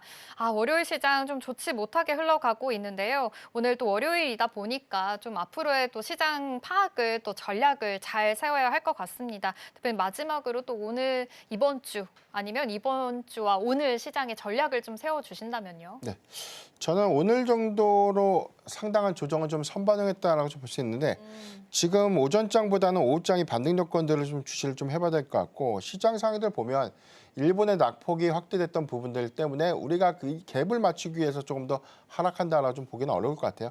상대적으로 글로벌 증시의 하락률에 비해서 국내 증시에 대한 하락률은 상당히 좀 선방하고 있다 정도로 좀 해석을 해볼 수 있겠고, 지금 기대 요인들이 좀 될 수 있는 부분들은 지금 이 해당되는 관세 리스크가 좀 재차 양상돼서 투매가 투매를 좀 유발시키는 그런 영향들보다는 소량의 투매가 오히려 지수의 어떤 낙폭을 좀 확대시키는 정도, 이 정도 해석을 한다면 시총 상위죠. 특히나 어떤 성장성에 제한이 없고 실적에 관련된 어떤 훼손 요건들이 좀 없는 그런 종목들의 경우에는 저는 오늘 충분히 좀 저점의 어떤 매수의 기회로 활용해 볼 수 있겠다. 일기 때 유사한 항목들 좀 봤을 때는 상당히 좀 관세 리스크가 초기에 시장에 미치는 영향들이 좀 컸지만 일부 관세 리스크가 좀 완화되면서 시장이 정상화되는 그런 과정들을 우리가 복귀해 보면 오늘은 뭐 투자 참고에 관련된 어떤 관점에서 충분한 어떤 기회가 좀 될 수 있는 점도 고려하면 좋지 않을까 좀 부연드리겠습니다. 네, 오늘의 낙폭이 좀 더 저가 매수의 기회가 되기를 바라면서 좀 오후장에서는 낙폭을 좀 줄였으면 좋겠다라는 바람까지도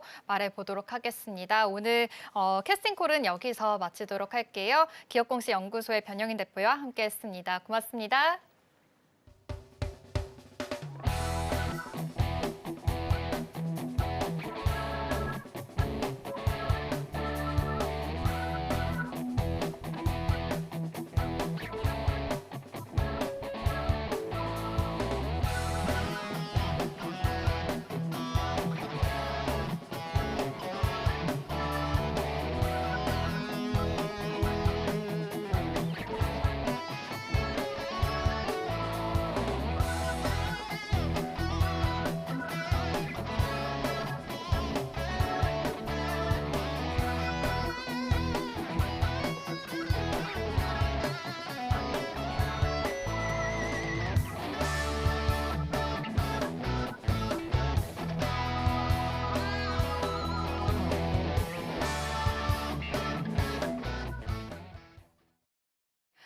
네, 이번 주는 국내 선물 옵션 만기일이 있는 주간입니다. 더욱더 변동성이 있을 예정이고요. 불확실성까지 겹치면서 좀 더 롤러코스터 장세가 이어질 수 있습니다. 이 점 참고해서 투자 판단 잘 해보시기 바랍니다.